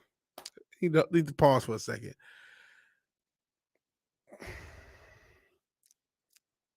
Not to go Matt Fowler, but if it was true what she just said, let me repeat what she just said, matter of fact. But if this were true, the divorce rate wouldn't be accurate. Hold on. She said, right. But I would never put my loved one in that situation, knowing that you're going into the wolves' den, So she said she would never put someone she loves in that situation. If that were true, women would not be divorcing at the rate they do, because the devastation that men face new divorce does actually cost their lives. So I mean, I'm not trying to, say a bunch of like quote unquote base things. I'm not trying to be, a prick. And I'm not trying to just be a denier, because again, I do believe that there's a lot of sacrifice going on in this industry. But I don't necessarily believe that if they would have said, hey, sacrifice this 32-year-old, we'll make you a pop star, I think we're down to Aaron Hall. Let me just be honest. If this shoe was on the other foot, I have no doubt that Aaron Hall be murked. No doubt. No doubt. But let her tell the story while she's still here to tell it. She'll let you know why she's still here to tell it. It's like Bobby Lee's hoe couldn't hurt a fly, but there's a video. There's evidence of her hitting him. Oh, I couldn't take a girl putting her hands on me. I got to pray that never happens, because I'm putting her to sleep. Oh, that cunt. Women say out loud what they like to be true, not what is. That happens a lot, man. So that's again, in the effort to make an iron shut case about my conspiracy theories, I have to put it under scrutiny. Man. Lala, is that this hoe's name? She's a succubus. A lot of people got to stop sticking their dicks in succubi, man. Stop sticking your dick in crazy. We as men have, a public service announcement mid thing. And then we'll get back and reset it and all this other stuff. Public service announcement mid show. Stop sticking your dick in crazy and stop sipping for these loser bitches. The reason these hoes are crazy now is because everybody's trying to get that nut. She either is or isn't gonna let you hit. You don't have to be nice. You don't have to simp and do all that dumb shit just for these hoes. Stop. Like, if you're Bobby Lee, going back to this guy, why are you dealing with anybody other than a 10 that loves you unconditionally? You have enough money and status, but a lot of these motherfuckers don't have the confidence. They never worked on the confidence in the first place. That's why you got motherfuckers spending hundreds of thousands of dollars for bitches to piss on them and shit like that. A lot of these motherfuckers don't have confidence, man. They can get all the money in the world, all this other shit, and still not like themselves. You got to work on that shit first. Money is an amplifier. The more money you have, it amplifies what you is. So, PSA, have some confidence about yourself. Stop wifing these dumpsters, these dumpster fires. And a lot of these problems will go away. Monster, a lot of information about her true nature. You can tell on her podcast she ran Bobby Lee's life. Yeah, ain't nobody putting hands on me. She going to sleep. Who cares, man? Your life has to be more worth it, man. Because you know what? Then you're just, we talk about people sacrificing. You're making a sacrifice in your own life. You're sacrificing yourself. What happens if you get her pregnant? There's a lot of people with crazy baby mothers. Oh, she's best laid. And then you go raw. We talked about accountability. Well, now you got to account for that.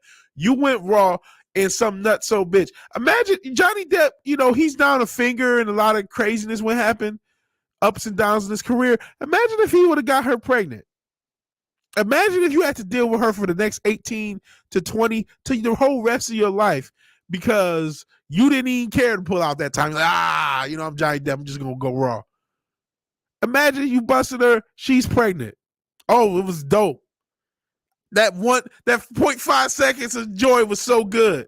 Now I got my whole life dealing with a crazy bitch. My whole life dealing with Amber Turd. Could you imagine having to deal with a bitch that was shit in the bed out of disrespect to you for 20 years because you busted a nut in her?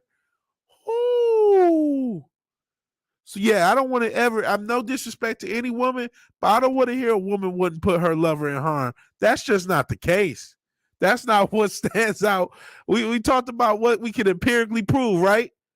We can empirically prove with 80% of women divorcing men that the lie detector test determined that was a lie. Where's Maury at? I got Maury. Maury, let him know.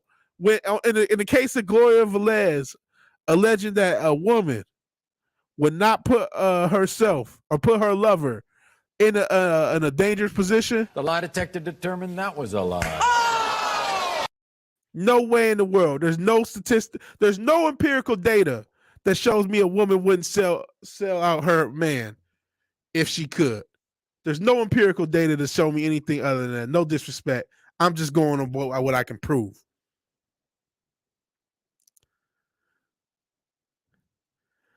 You didn't hear all of that? Hey, play it back.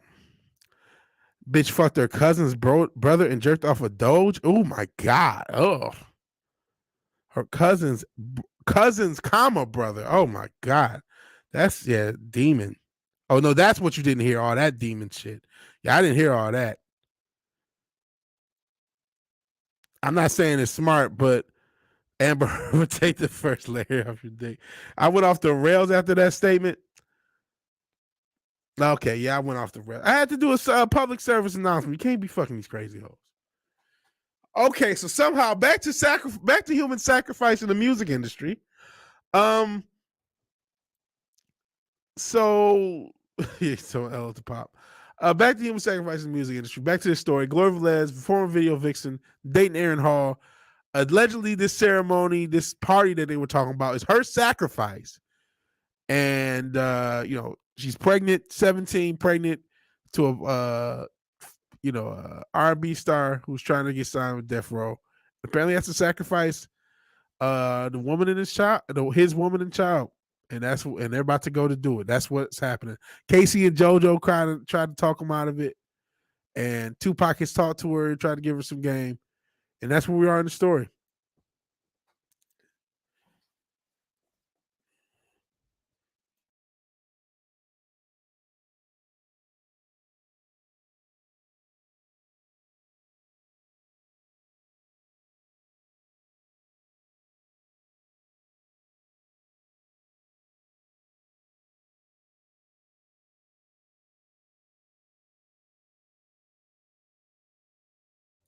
Okay, no audio. I see it now. Hold on. So we got to go back.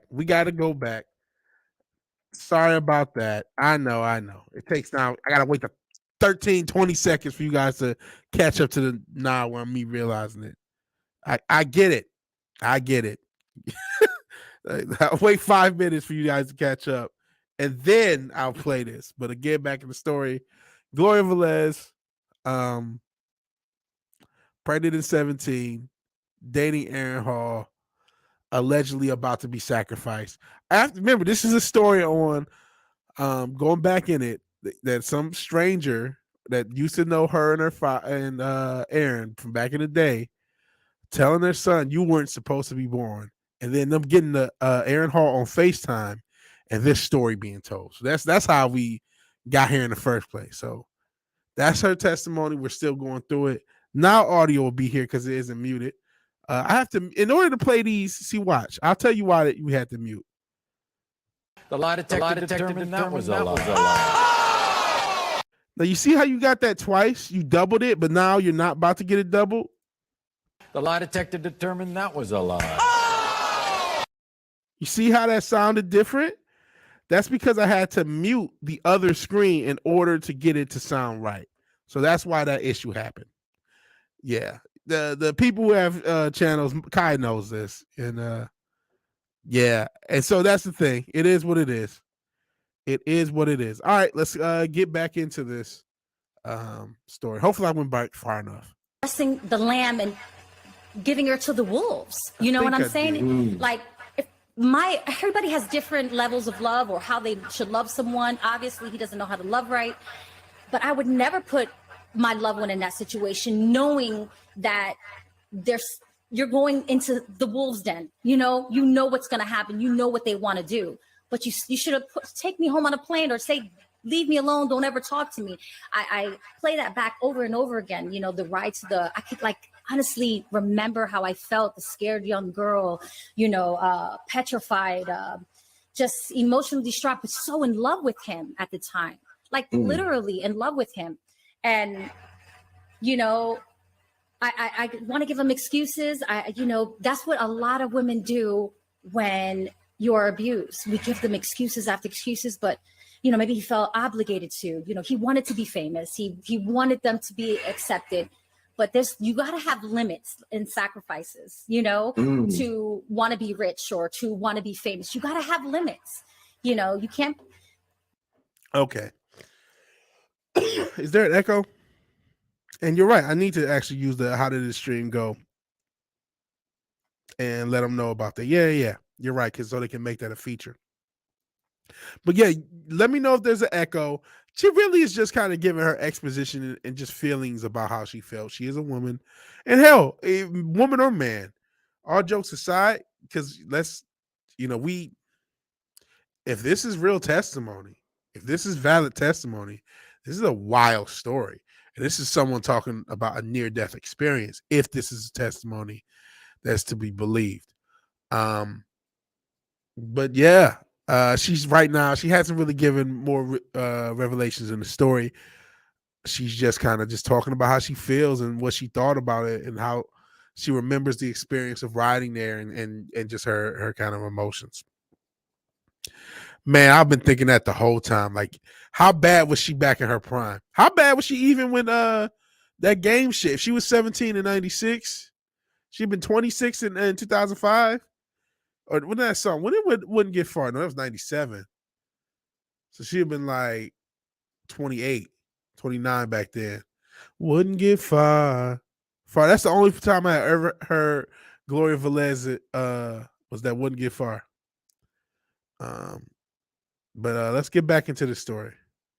Oh yeah, she's in her 40s. So again, 17 and 96.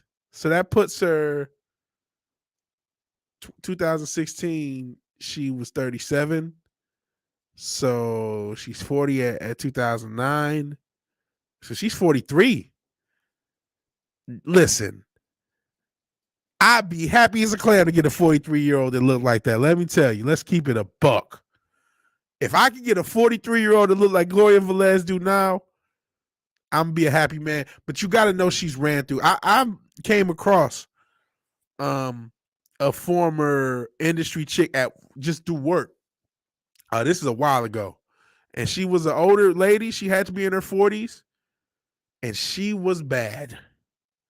She was bad, and she She was bad. She was a good worker, hard worker. I gotta give her credit for that shit. But she was bad.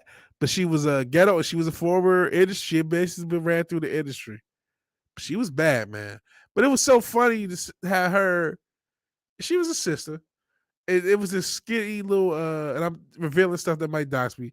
Skinny, and I'm just saying the races just because it's relevant. Skinny little Asian girl that was working. Was she the intern? She might have got hired on by that point. Well, she went to intern and hired on, maybe 23, 24. And her talking about her, who came out the meeting, she was like, yeah, you don't ever want to be used by men, and talk about how she was dating rappers and athletes, and I could believe it. She, like I said, she had a body in her 40s that was like, how the fuck? Like they're not passing these bodies out to these 20-year-olds. You thick in all the right places, but not fat, and like you're beautiful. So I could believe. I think one of her kids was by like a football player or some athlete or some shit. But she was just working a job. So I mean, it is what it is. But she was just trying to tell this young girl about how not to be a industry skank, and it was just so funny. It was so funny. But then again, who knows? Maybe the little Asian girl did aspire to be an industry skank, and she needed this information. I don't know what the first part of the conversation was.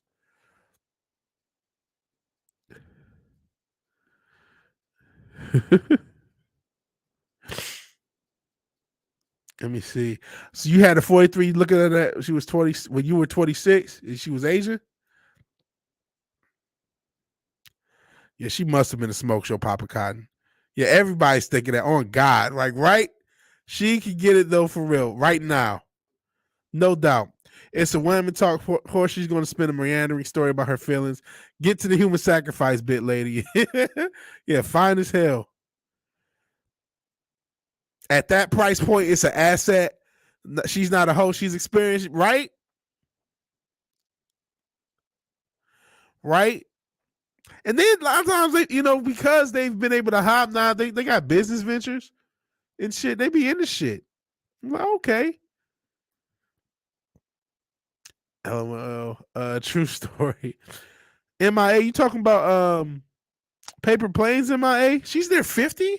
She must have been older back then because Paper Planes was, that was a while ago, but like 20 years ago, 15, 20. Maybe it was 20.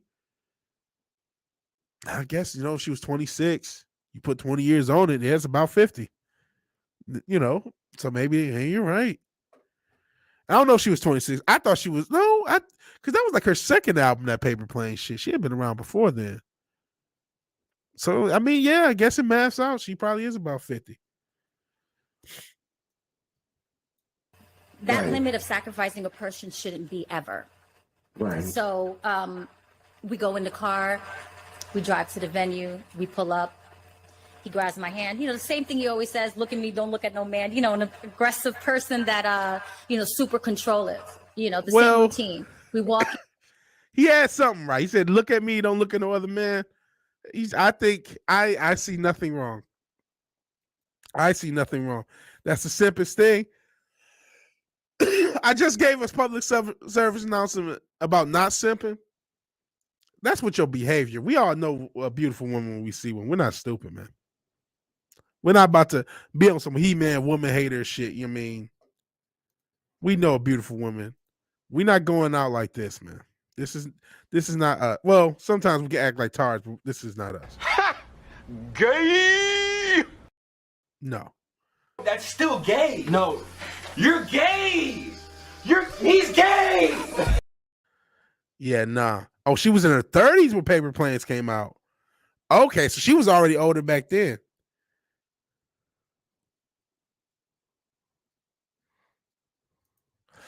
That's why you downgrade for other chick. Young girls are more attractive when they're chast. Well, hey, that's mass dating logic. There's something to it. And a lot of times you can get I would say more for your money. Like if you can. Here's the thing. Even though she's like cute, if you're 43, you don't want to deal with her. So she can't really get anybody from her age range, right? Because anybody who's 45 is just like, fuck, I don't want the headache of the stress that she probably comes with. So she'll probably be chill and just be humble and happy to have some young dick in her face. You know what I'm saying? Not saying her specifically, but an older, let's say an older girl, she's 42, 43, but she still looks good. She's not going to give you the stress of a girl that's like, that older girl may be a 7, and there's an adjustable 6 that's 25, that's 26, that will give you way more headache than this 7 who's like a 40-year-old smoke show. She's in it for a good time, not a long time. And 5 or 6 years is going to be falling completely off. You're going to see her a few years after, like, oh my God, I used to date you like a grandma. But for right now, it's like that tail end of prime. We talked about sports and how fake that is, but they always got the story where the person's still they're not as good as they used to be, but they're still sort of good, like Chris Paul for a few years. Like Brett Favre before he started throwing picks to idiot everybody and start stealing from food stamps and all that other shit. But yeah, so she, it's going to spoil like milk real soon. But for right now, she still got enough. That's the thing. That's what I was saying. I was young. I was fucking some of these older girls when I was young. So I know they're going for the younger guys. Because they'll never get that experience of youth again. She's trying. Those old bitches be trying to steal your essence, man. It's for real. They be trying to steal your essence. Men don't care about a woman's body count, lying, or enjoy the test. Of course you care. Of course you care. But again, if you're just thinking, man, I'm just trying to fuck, which is a bad logic to have, by the way, it's what got us in this situation. It's what got us these crazy bitches. But if you're just looking like, man, I'm in it for a good time, not a long time. If we're just being real in adult males for a second, it happens. But then again, if you're older yourself, you're like, man, I ain't dealing with no 43-year-old. Fuck it. If I'm gonna deal with the headache of a chick at this point, she's gonna have to be bad. So fuck it. So I get it. I get it. Preach it, Papa. You're not wrong. You're not wrong. Shit, Captain Slappy. He said not all sports are rigged, all women are rigged, right? Shit, used to just be the sisters with the fake weed. Nope, everybody got fake hair, fake eyelashes, fake nails, including probably Miss Velez right now. I don't know if these are the eyelashes that guy gave her. I have a tendency to think they're not. But so yeah, a lot of these, BBLs, Botox, girls are getting chopped up nowadays. They're getting chopped and screwed nowadays. Reverse Uno card, bish. Yeah. I am sure she's sliding in some 20-year-old, 19-year-old men's DMs recently. Or at least answer the slides that she may have gotten. Or try, she's probably posting pictures. I don't know what she's doing. I must stop besmirching Gloria Velez. Let's listen to the rest of her testimony. This has gotten completely off the rails. We were supposed to be talking about sacrifices, but because I can play this and smoke, y'all saying crazy shit, this has gotten way off the rails. Let's try to finish up this story, try to complete this. Because back to human sacrifice. I don't know how we can even get back on the rails with that. They DJ screwing. Yeah, BBLs are an offense to God. Do squats. Because you still want, like, your eye, it's like some, what's the Fibonacci sequence or some shit? You notice when shit is out of proportion unnaturally. You can't help but to notice it. It's distracting. You can have it. You still need a proportionate ass. Do squats. Your ass will look more proportionate. It will look natural. Don't go. If you're a young lady out here and somehow gets a hold of this content, just do squats. Just do squats, man. Seriously. I know it's hard work. Shit, I need to get back to the gym. This Captain Slappy so based. I appreciate you joining the channel. So based. The only thing a woman that old is sacrificing my paychecks and my soul. You gotta be smooth. You can't be paying. You can't be a trickster. Don't trick on these old hoes. I ain't say that. Nobody. You're not wrong. But you can't be tricking on them. And this is coming from a younger guy perspective, not a same aged. Like, I'm not. This is coming from, I'm younger. So I got some like up. So I don't really got to. I mean, I pay like some. Like we'll go out and shit, but like it's not. Oh, I'm buying you a purse or a shoe. Like fuck that. We're not doing that. But I mean, you can still come out your paycheck just having a woman at all. Oh, I want to eat out. Oh, I want this. Oh, can you get Uber Eats? The Thadanachi sequence. Yeah, when shit's out of proportion, you notice it, man. You hooked up with a college girl with a fake ass, so disappointed. Ain't nothing like the real thing. Thadanachi. This is ridiculous. My man's such a dildo. The disappointment every man feels when a real woman takes off the padded booty pants, the push-up bra is real. Bro, shit, I know this happened to me and apparently happened to somebody else. We'll let him, if he want to talk about it, he can talk about it. But the girdle, you ever get hit with that shit, bro? Man, I was disappointed. I'm like, oh man, she thick in all the right places. Oh no. The girdle, bro, or the bodysuit, the like this bitch dressed like you're not I mean, like damn, you are a defensive line because you got the whole underarm. Remember, this is back in the day before Under Armour was everywhere. You had compression Spanx and shit. We talk about the early 2010s, late 2000s, and a bitch had a bodysuit under her shit. The Spanx the Spanx scuba suit. Trying to suck in all the gut. I'm thinking she thick and she's nice. Like, oh, she thick. No, she's fat.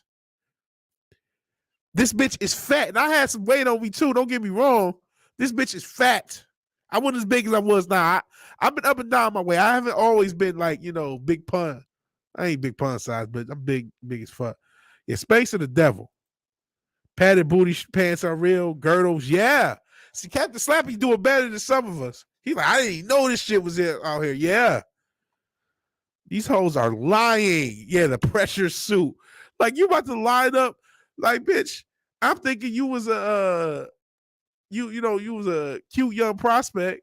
Turns out you're a D-line prospect with the whole Under Armour suit under. What did Kevin Samuels used to say? Like, you're 5'8" and 220 pounds. You're bigger than Barry Sanders. You know what I'm saying? Like, bitch, you're bigger than like a pro athlete. You're bigger than Floyd Mayweather. And Manny Pacquiao by a lot. The fuck? It's not what I signed up for. And you know it. Or shit, I had a chick catfish me with her own picture. It's like, goddamn. And again, I had a weight on me. So it's like you didn't have to lie to kick it. But these hoes be lying. So that's I hate to put every woman that ever existed as the character witness against Miss Gloria Velez in the story to tie it back. But that's how we got on this subject. I mean, we gotta, as much as I believe it in sacrifice in the industry, do I believe she was a sacrifice? I don't know. I think she could be making shit up. And we're gonna hear the rest of the story. Got Captain Slappy going. Says Under Armour, Barry Sanders, Sugar Baby. Oh man. If you are a booty hot pants in the space with a girdle, you are sacrificing the human trim, right? You're sacrificing reality for this shit, man. Just keep it real. Just keep it real. Girls, y'all, why are y'all doing all this crazy shit? You know who actually had the idea was big is a motherfucking Foulball. He said they don't do it for attention, they do it for control. I think he's right. Kai has a short story idea. Shout out to Kai. Thanks for the inspiration. You're welcome. I believe she believes in. Well, that doesn't give us anything when it comes to a woman. I hate to say that, but this is just the reality. You may say, "Oh, you're sexist. You're so sexist." Don't let me find a feminist truth, and she gonna be mad as fuck. You're so sexist. You won't listen to the truth. She was almost sacrificed. You're making jokes. I don't know, man. You're telling me Gloria Velez almost got sacrificed. Everybody's getting sacrificed. I believe some of these things. We're going to get back into the Offset thing. I can believe him when millions of dollars got made. Yeah, I can believe somebody went and took him out. I absolutely believe that. maybe it did happen to Gloria Valera. She was allegedly pregnant at the time, but the story is as fantastic as it sounds. The ending is just as fantastic. So let's try to get into it, and then I know the chat's probably going to go crazy with stuff because you guys have been going crazy. But let's try to finish this excerpt and then go about our lives.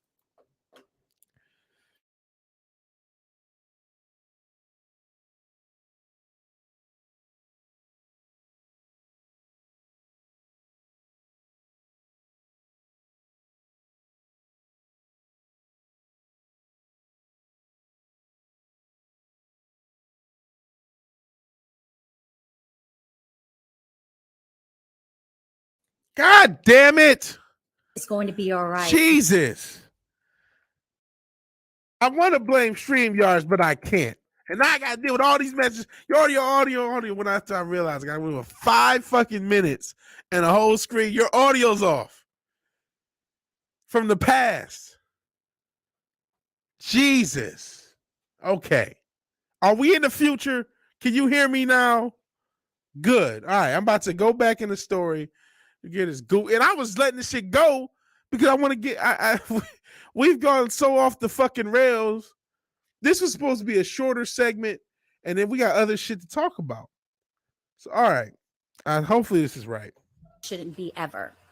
Right. It can't be accepted, but you got to have limits and sacrifices. To want to be rich or to want to be famous, you got to have limits. You can't. That limit of sacrificing a person shouldn't be ever. Right. So we go in the car, we drive to the venue, we pull up. He grabs my hand. The same thing he always says, look at me, don't look at no man. An aggressive person that, super controlling. The same routine. We walk in. So when we walk in before we enter the venue of all the people and the cameras and all the family that's sitting down at the tables, this old lady was walking out, being escorted out, actually. A mature lady, she was like in the 70s or 80s year old, had an entourage, and she stopped Aaron and I. She grabbed my belly, and I was only 4 months, but super skinny. I wasn't even showing. And she says, don't worry, your son is going to be all right. He's going to be healthy and he's going to be good, which we didn't know if we're having a boy or girl. Then she looks at Aaron and tells him, you know what? You be good to her and you protect her. And she prayed on us. That's God. God sent an angel right there because his whole demeanor changed. Because he was trying. Okay. So first, I wanted to noteworthy this. You liked him controlling. Not only that, I'm not to go Andrew Tate, but you really shouldn't be looking at anybody that's not your spouse. Not for no extended period of time. It's one thing, obviously she had talked to Pac earlier in the day. He come say what up and he say hi. You glance at him to say hi, and any conversational thing you guys can make eye contact for a conversation that all three of us are having potentially. Yeah. So I'm not that crazy, but you're not going to just be eyeing shit like that. And then if I see anything, I'm going to look at him first because he's a man. We'll make eye contact and he'll know, okay, from pushing up, he just saw that, so I'm going to chill or it is what it is. But I'm not about to, because if you are glancing at a bunch of motherfuckers, independent of the, child sacrifice shit, but if you are glancing at a bunch of motherfuckers, that's a problem. That's a problem. And Kai said, no, I should blame StreamYards, but I have to be a professional. I got to be a professional. The random fortune teller ladies of Hollywood happens all the time. Exactly, man. We'll get to my verdict at the end, but I guess you can still get where I'm leaning. Wasn't my belly grad? I was like, yo, old timer, no sacrifices tonight. Yeah, it almost sounds like a kid telling a story. And especially once we get to the end, you're going to be like, oh, this really doesn't sound like it happened. This really should be filed in the things that never happened file. But let's let it go. Let's let it go. And the sound is on, so we should be cool. Trying to get angry in the car. He was trying to start a fight, maybe to justify what's going to happen or was going to happen. You know what I'm saying? I play that over and over in my mind. Like, if that lady didn't stop, or, if she didn't say a prayer, or Casey and Jojo didn't pray outside the hotel, that was God sending him, what are you doing, Aaron? You know what I mean? You know of God. You know what I mean? You come from church. Right. So we walk into the venue, cameras, video cameras, taking pictures. So we greet people, still by his side. We walk into the back of the venue, because there's a stage. And so we walk in the back of the stage. Mm-hmm. He pulls a chair to the side of you see the stage, and there's the back entrance when you're performing and you're waiting to go on stage. So he puts a chair, sit here. I said, okay. But he was serious and aggressive. I was like, damn, he's like, I'm still have no idea. I'm oblivious of what's going on or what's going to happen or what they tend to do. This female runs toward. Okay. She's about to get into the climax. I should go back a little bit just for it to play a little smoother. But such a dildo out here cooking. Yeah, it's okay. Your child be fine. Venus is in retrograde, so no sacrificing tonight. Yeah, episode 35 of things that probably didn't happen, but could have, believe it or not. To be fair, Terry Crews told me the same story.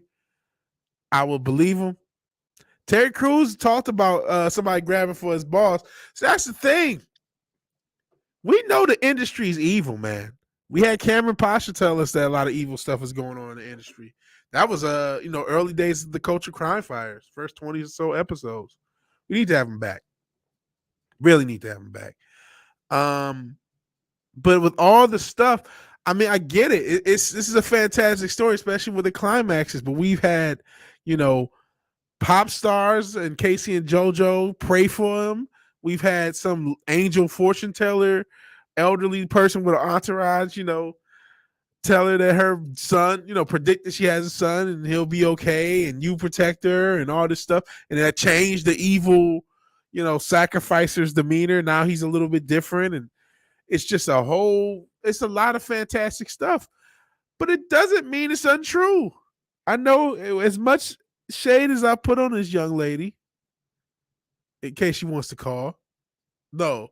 As much shade as I've put on this individual and as much aspersions I may have cast on their story, from what a lot of us, I feel like everyone in the chat and anyone watching this playback, from what we know about the entertainment industry, this is entirely plausible. This is entirely likely. And it's not like, as much as, we've had our fun, we've cracked our jokes, crazy stuff goes on, man. Crazy stuff goes on. There's a lot of unexplained stuff that happens to people. Very unexplained stuff. So a lot of people in this political spectrum believe in Arkansas, right? Believes you talk about a certain family from a certain state who's had a little bit of power in the government, that, things may not happen. Accidents may happen to you. So this is not beyond the spectrum, beyond the pale of things that could possibly happen. As crazy as this story is. All right. Hopefully we got enough information to finish up. Laurel Canyon, Manson were real. So yeah, it gets way worse out in the open. And if you read up on Laurel Canyon, a lot of military individuals were in Laurel Canyon. A lot of pop stars came out of Laurel Canyon. A lot of connections to the military from a lot of those pop stars and rock stars came out of Laurel Canyon. In addition to the infamous Manson family, I should say. That's why they were in there once upon a time in Hollywood. Maybe we're witnessing her brain trying to make sense of her boyfriend being abusive to her. It wasn't his fault. He was under tremendous pressure to sacrifice me.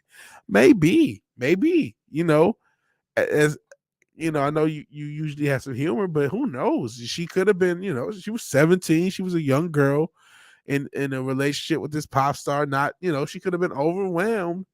And in the realm of all this craziness that people talking about it, and this is an older video, I should mind. This isn't new. This is something older. And actually, I got shout out where I saw this on New Breed. Shout out to New Breed. Want to always get the sources, because I'm not trying to just steal other people's content. These just the content creators I watch, and I get it's giving me ideas for where I'm sort of taking this channel. But yeah, nicely said. I think we all know there's a lot more to the industry than we know, a lot more to the world that gets reported. But that doesn't mean everybody who comes up with a conspiracy story is correct. Doesn't mean they're wrong though either. doesn't mean they're wrong. I mean, we thought the Star Whackers were a joke until they weren't. And hey, if you remember, a lot was made about what's the guy's name? Alec Baldwin last year. Look into the documentary that individual was working on. And it'll make you wonder, was that an accident or not? Yeah, she was also pregnant, emotional. So let's finish the story. And it sounds off or on. So I'm about to mute. What's going to happen or what they tend to do. This female runs towards Aaron, and then he walks her halfway, grabs her, and they start talking, and they're in each other's face. So a 17-year-old's mind, you know what I'm thinking? They fucking. You know what I'm saying? Mm-hmm. Right? She's approaching, she's screaming. So I'm thinking, oh, I'm here, I'm pregnant. Right. You know, she's upset. Aaron's a hoe. You know, he's the nasty man. You know what I mean? Right. I'm like, listen, what's so crazy and mind-boggling to me, like I would never hit Aaron back, even though he was physically,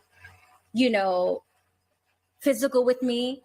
But anybody else that would confront me, I would fight. I was a fighter. I was brave. But with him, I didn't step up for myself until I had my child. Then I was like, enough is enough. But so when she was screaming, and I was like, what up, bitch? Let's go, So that was my mentality. That's hot. Even though I was pregnant, I was like, let's go, bitch. So I'm thinking Aaron's fucking her. She's upset. I'm here. He brought me here.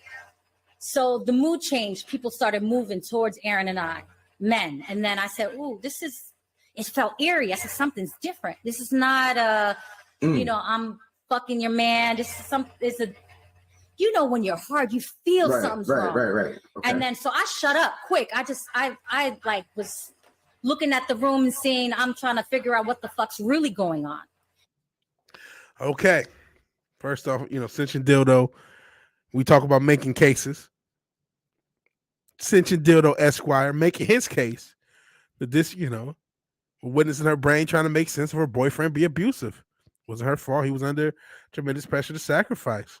She was pregnant at the time. And then he goes with Babe, not fucking her. She wants to sacrifice you to Molech. It could be Baal. Could be Baal. Maybe not Molech. Yeah, the Star Wax. Yeah. Since your dildo's on or something.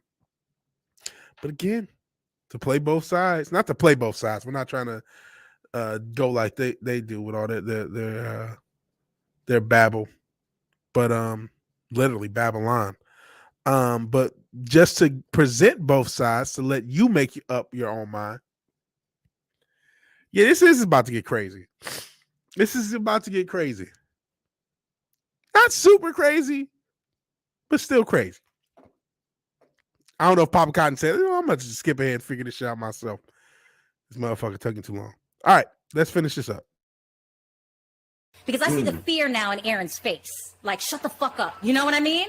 So I see the fear that it's more than just they fucking, right? So within the commotion and people started moving towards, and you see the dudes, Pac runs. He runs towards Aaron, grabs up the girl and says, nobody fucking touch her, points to me. And he goes, she's family, she's Aaron's wifey. I told you nobody fucking touches her. So I looked and I was like, my mind's like, what the fuck is going on? He drags her out the side of the door. There's always like back entrance to lead outside. And it was a back entrance. And a lot of people follow. When Pac moves, people follow. And they followed him outside. And then Aaron standing in front of me like a guard dog. He was like, don't move, don't say shit. I'm like, yeah, I had no idea what was going on. So we waited patiently until Pac came inside. And my heart's racing because interesting choice of words. Pac came inside. So Tupac went Batman. That's what she alleges. To go back in this whole story, let's start this all the way back from the beginning. This is former video vixen Gloria Velez. Tells a story about her son who's recording music at someone's house. I believe it was Blue Da Vinci or his son's house, something like that.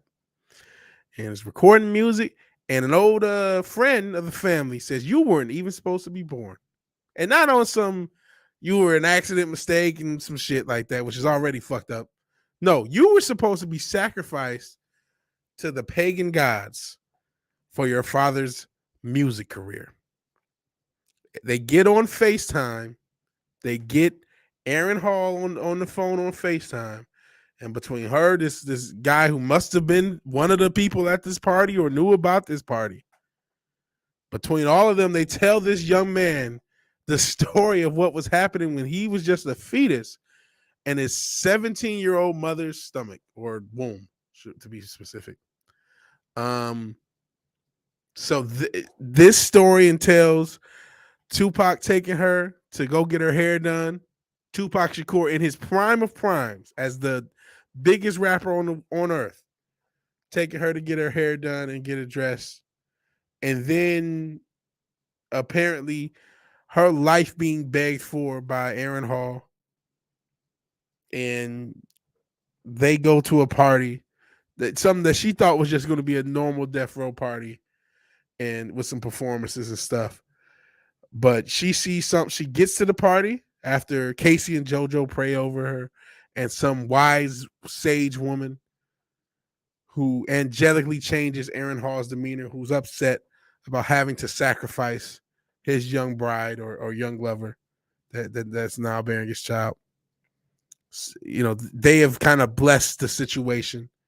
And now she's in this situation where after seeing some woman go up to Aaron Hall and talk, she immediately thinks, oh, maybe this is an issue with him cheating, and is willing to confront the woman. But at that moment, the room changes and a bunch of people start to surround her and the crowd surrounds her. And radically, Tupac Shakur, again, one of the biggest rapper on earth, at the zenith and then top of his power, makes a Batman-like move, rushes, grabs the young lady who he sees with Aaron, and drags her out back, screaming not to touch Miss Gloria Velez, again 17 and pregnant, teen mom. Don't touch her. She's Aaron's wifey. She's family. And he makes haste to the young woman. She's out back. A bunch of people have followed. Now Aaron is kind of starting to be a little closer to her and starting to protect her. What the fuck is going on? What the fuck is going on? What is going on? All angles are open for the truth. The older I get, the more Cat Williams is right. Cat Williams has some crazy stories, man. There's some crazy shit going on in the industry. Can we confirm that?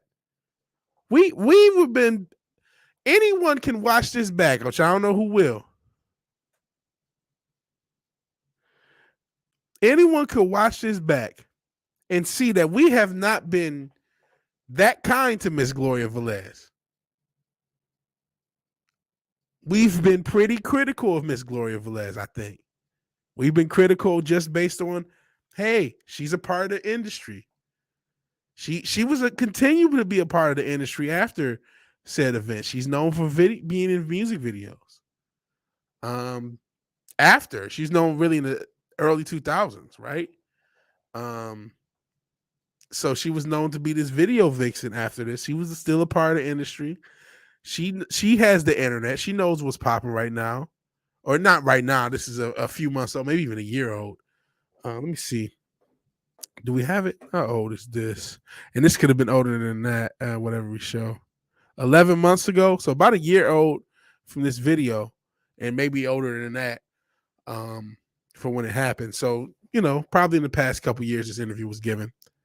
But even in the past couple years, a lot of conspiracy theories and conspiracy confirmations have flown around the internet. This could be a quick way for clout. But if you're honest, isn't there a part of you that does believe her story? Isn't there a part of you that there's an air of plausibility? As much fantastic stuff that's happened, Casey and JoJo were praying over her. Some strange sage was praying over her.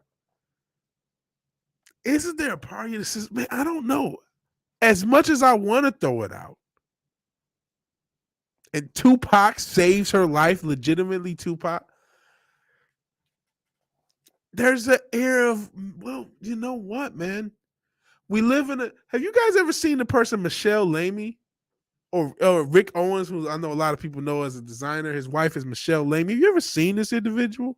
You ever seen Marina Abramovic? You ever see some of these people that hang around the entertainment industry? You ever see the Met Gala? You ever see some of this shit? Look at it. Don't just let me. I know I'm presenting information. I can't present everything. If you can do some research, if it's still available, you can look at it and you tell me what you see when you see these individuals.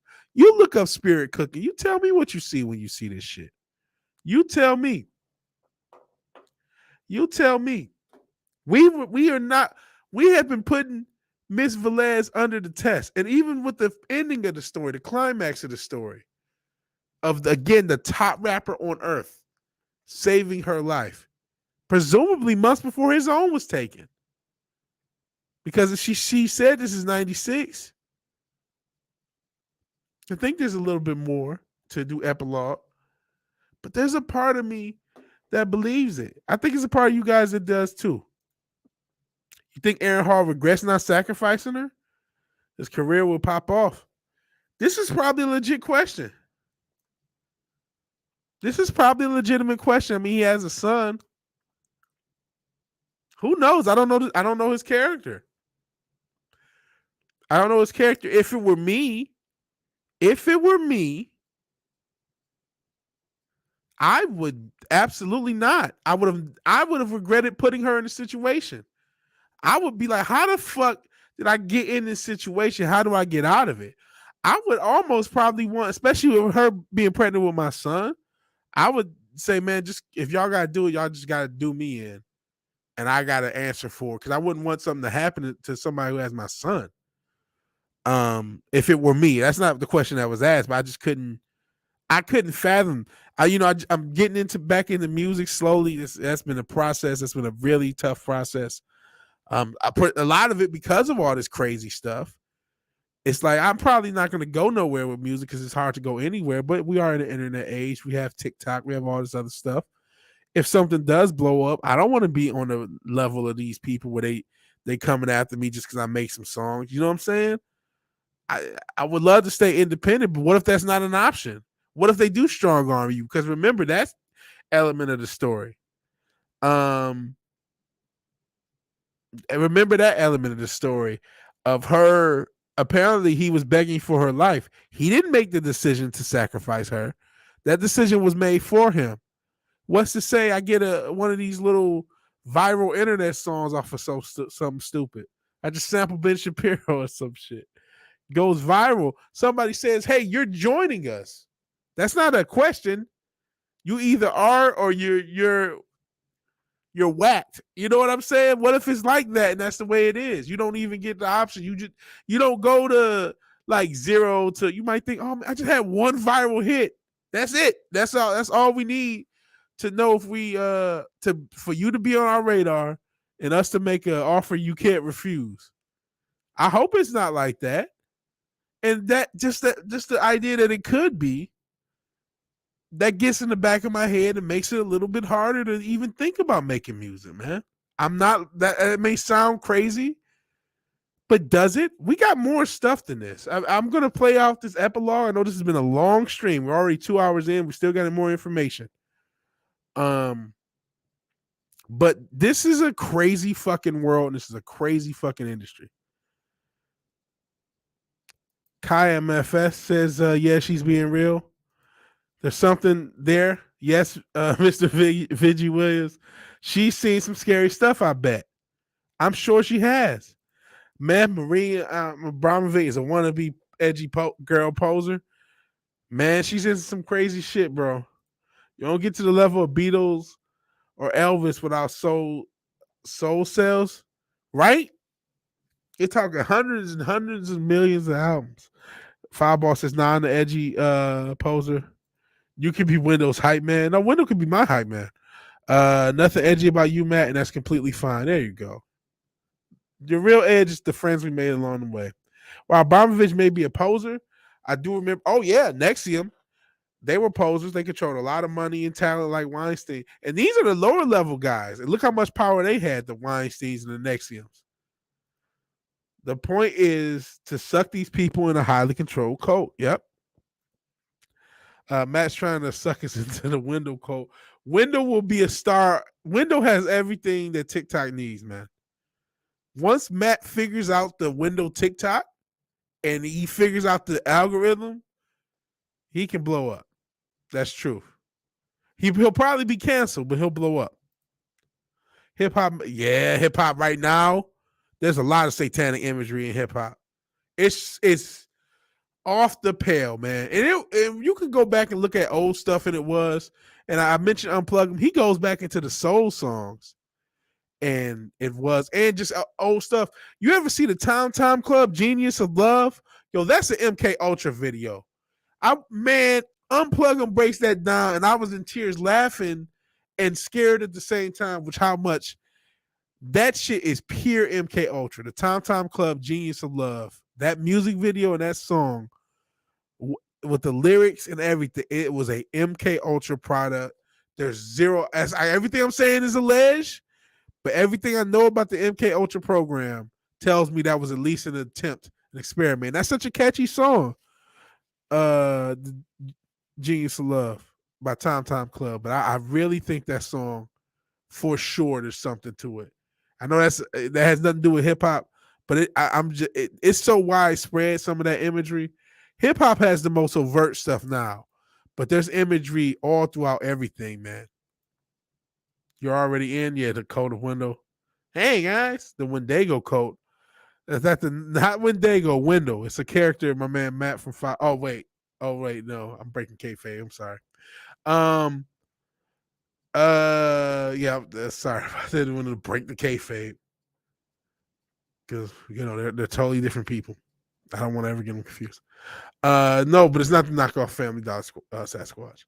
Remember when Madonna was edgy with boobs and Material Girl during American Bandstand?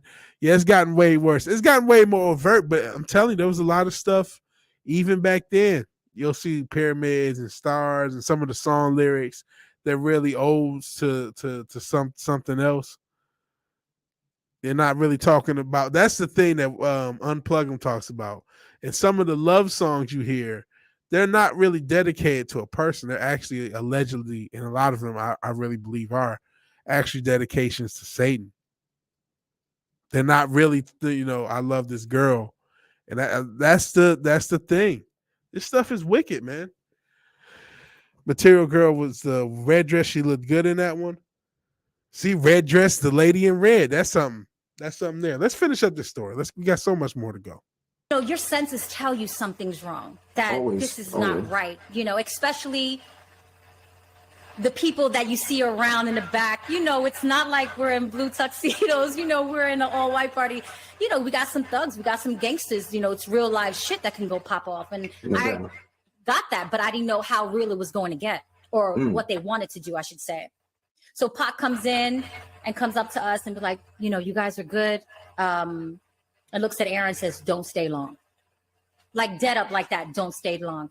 And then hugged us and then went on stage. And he's my God.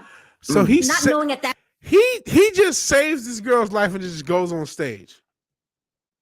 That's the alleged story. And I think she's just about to gush about Pac. At that point, he was my angel. He saved my life. I mean, I'm happy that Aaron stood up and grabbed and he was like, no. But I'm mad that he brought me there anyways, because he had a choice. God always gives you a choice. Demons always give you a fucking choice. That was his choice to bring me there to those. She said, demons always give you a choice. I'm choosing no. I'm voting no. I believe in the Most High. I'm voting no, man. I don't want it that bad. Wolves, a lamb 17 and pregnant. Yeah. So maybe he was contemplating with himself. I don't know if he was battling himself. But Pac saved my life, and I'm grateful that he saved my life. And we stood for a little while, and we said goodbye. And before we said goodbye and left, one of the demons came up to me and said, "You're blessed," and said a bunch of other things that I will not say. But I mean, I was looking a demon in the eyes. You know, he A was telling me demon that in you the almost eyes, got, and I she felt it in my soul. Like when he, you know, he was telling me that you almost got, and I felt it in my soul. Like when he stared at me and looked at me, and was like, "Oh, you just passed. You almost died." Like, and I felt it. Like I felt. Wow. So she used the term demon for who she saw as they get ready to leave. Yeah, vote no on demon ballot measures. His aura, his heaviness. You feel that shit, you know? And then we left, and then we went to the hotel. He didn't go to any other recordings. He didn't go to any other video shoots, and we went on a plane and left. A few days later, we never turned around. And okay, I think that we've done enough. Shout out to Forgotten Kings, and shout out to New Breed. That's where I saw it first. We've done enough with this content. I think the point has already been made. Yeah, vote no on demon ballot measure. I like Aaron, but he ain't no Pac. Now another woman to dream about Pac. We know about Jada Pinkett. We can all agree about Mr.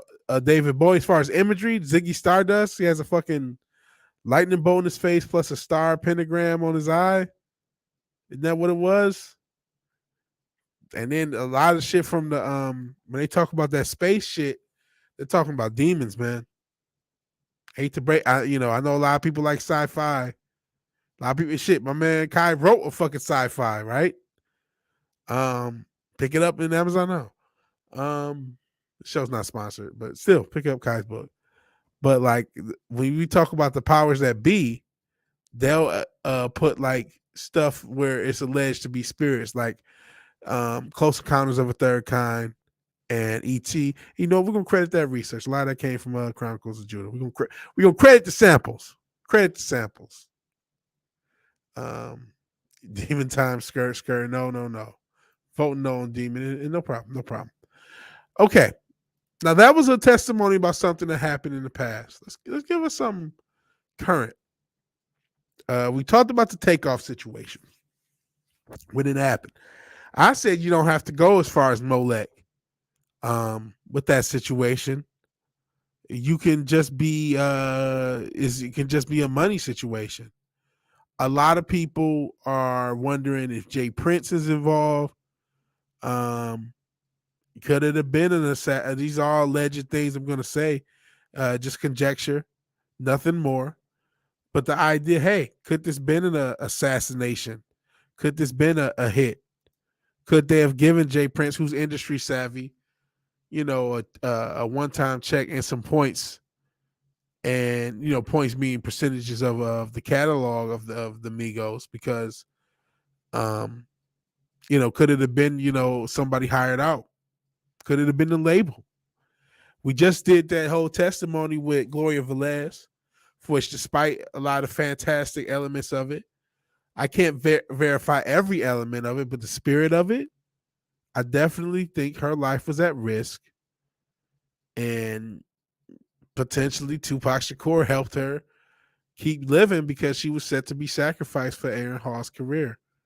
I definitely think it was potentially the case. I think it was the case, I'm being honest. But in that exchange, it was said that he wasn't the one making the call. Somebody told him what was going to happen. And again, with all the if we're in the music industry like that, now we're 20 some odd years later. That was in 96. Now it's 2022. We have a young man who unfortunately died in the city of Houston. I'm based out of Houston. I was not involved. All the jokes aside, his brother died. And if you're an older individual, don't know how powerful and impactful the Migos is. We talked about the Beatles. I believe they either broke or challenged one of the Beatles singles records. The Migos have been a very popular group. And of course, streams have exploded since Takeoff's death a few weeks ago. So a lot of people are asking questions. What happened? And some fingers are getting pointed towards, a lot of them are going towards Jay Prince and the Prince family for understandable reasons. But some of the people in the true community look at the other members of the Migos, and they look at the label. They say, hey, these are individuals who will get direct financial gain, who already have reaped the direct financial gain with the streams being up. So these people have already gotten money. There was obviously some issues between the label and the Migos over how payments were going. That was a huge reason why they had broken up and people had left, and a lot more of that. There's people who kept up with that a lot more than I did. But right now we're going to hear some more testimonies. Won't be as long. This is going to be allegedly label owner, the QC label, which is a subsidiary of course, the all-powerful Universal Media and Universal Music Group. But we're going to talk about someone who alleges, and this is all alleged, to be QC label head Pierre Thomas's mom, or QCP, as he's commonly referred to. This is allegedly his mom, and we're going to hear her testimony about sacrificing. It's just some of the evil in the industry. She's really going to give her testimony of what she thinks happened to Takeoff based upon what happened to her and what her own allegedly said to her. And this is coming from, we're going to credit the source. Truth is, he's a YouTube channel, has 160,000 subs. Please check him out for the whole video. Him and his buddy do a whole podcast about this situation. I'm just using this for the clip because that's where I knew what it was. If I could find the clip by itself, I would have used that, but I still would have credit because this is where I saw it. And, I'm a member of the channel, so you want to trace, you got your research from here. Yeah, I did. And this is the clip. So the audio should be on. Let's play the clip, and then I'll get to you guys' comments after that. Sweetie, my name's Lisa, and I'm the mother of Quality Control Music, Pierre Thomas. I have a lot of thoughts. I wanted, first of all, Gigi, will you let me do this? Because I've reached out to every platform I could. My heart is so torn. First of all, if this is the only way that I can let the mother of Takeoff and the grandmother and the family of Takeoff, I want them to know my heart is so torn, and I am so with her in prayer, with them in prayer. Now, I'm a victim of this. I did not know Takeoff. I did not know Quavo. I met Offset a long time ago, and I have my own opinions. I personally... Okay, I'm just, again, pausing. I don't want to steal my brother's content, truth is. And I want to conject, have conjecture when I can. She's talking about being the mother of QCP, Pierre Thomas, who's the label owner of the Migos. But he owned Quality Control, which was the Migos' long-term label. I don't know long-term. I think they may have had a label or two before. I'm not an expert with how their career is going. I mean, I've heard the singles obviously, but I wasn't like a diehard fan. But he's been the label owner, so he would definitely have something to gain from Takeoff's passing. And this is supposedly his mother. And to this moment, as the time I'm recording this, there's been no there's been no one to talk bad about it. There's no one. This guy who, again, he runs the because I see Kai saying, who is this?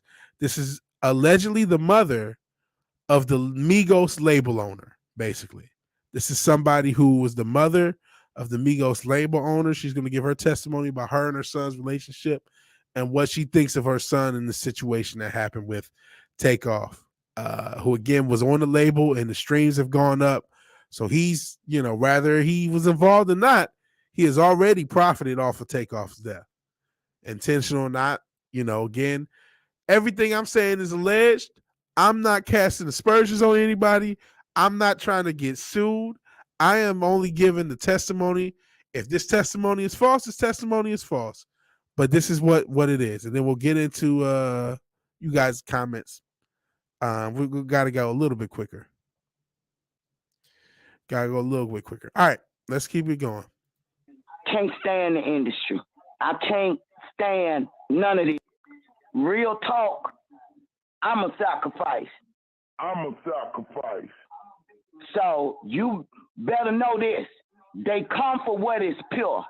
They come for the one that's got the love. Okay, I've had my family members to jump me I've been isolated ever since this label started, and Migos got their first Grammy. My son. You know what? Actually, I shouldn't have cut it off there. Let me go a little bit back. And go. Since this label started, look what her son says to her. Got their first Grammy. My son said to me, Mama, I'm congratulating him, but he said to me, and this is my firstborn, Mama, your life over with. It's been 6 years. This is my firstborn. Mama, your life over with. He told his mother that this is what she alleges. And again, he's not come out to say this is all bullshit. This is some crazy. He hasn't come out to say that. But he said, your life is over with. Mama, your life is over with. This is supposedly the label owner, QC. And she said she's been a sacrifice. She's been jumped, alienated by her family, hasn't talked to her son in 6 years. Of course, that's an ominous number. And she alleges to be his mom. I don't know if she is. She may not be. But hold on. Let's keep playing it. It's been 6 years. I'm not going to make this about me today, but I've been jumped. I've been jailed. I've been made to look crazy. I've been made to look. Let me tell you something. You can raise a child on their knees. You can take them in the Church of God in Christ, because I did all that. My house was a house of prayer, but a snake is a snake is a snake is a snake. These witches, these warlocks. Oh, shit. Speaking of devil, she shall appear. Isn't this Michelle Lamy right here? I just was talking about this demon. I don't remember. Maybe I did see the video, obviously. But I didn't even realize she was in it, because when I played the video, I only heard the audio because I was working. So here's Michelle Lamy right here. And she's talking about witches and warlocks. I'm gonna let it finish up. Be in your own damn bloodline. I just want to give my condolences to this family. I feel that Takeoff had the spirit of the dove. I feel that he had the heart of the lion. I feel that this young man was chosen. The devil gonna offer you the world, just like he did Jesus. He don't just come to rich folk. He come to the chosen one. And I said, now, it's gonna be your choice. As you heard for yourself, this woman. Okay, we're not going to use any more Truth Is content. Thank you for that. Other people had the clip, but that's where I saw it first. That's where I got it from. Pretty damning, if true, testimony. Again, I haven't heard any lawsuits being filed in this woman's name. Doesn't mean it hasn't been. It takes some time for legal stuff to happen. No cease and desist letters, at least to my knowledge. No one has refuted. No one has gone online, at least as the time of this stream or this time of this recording.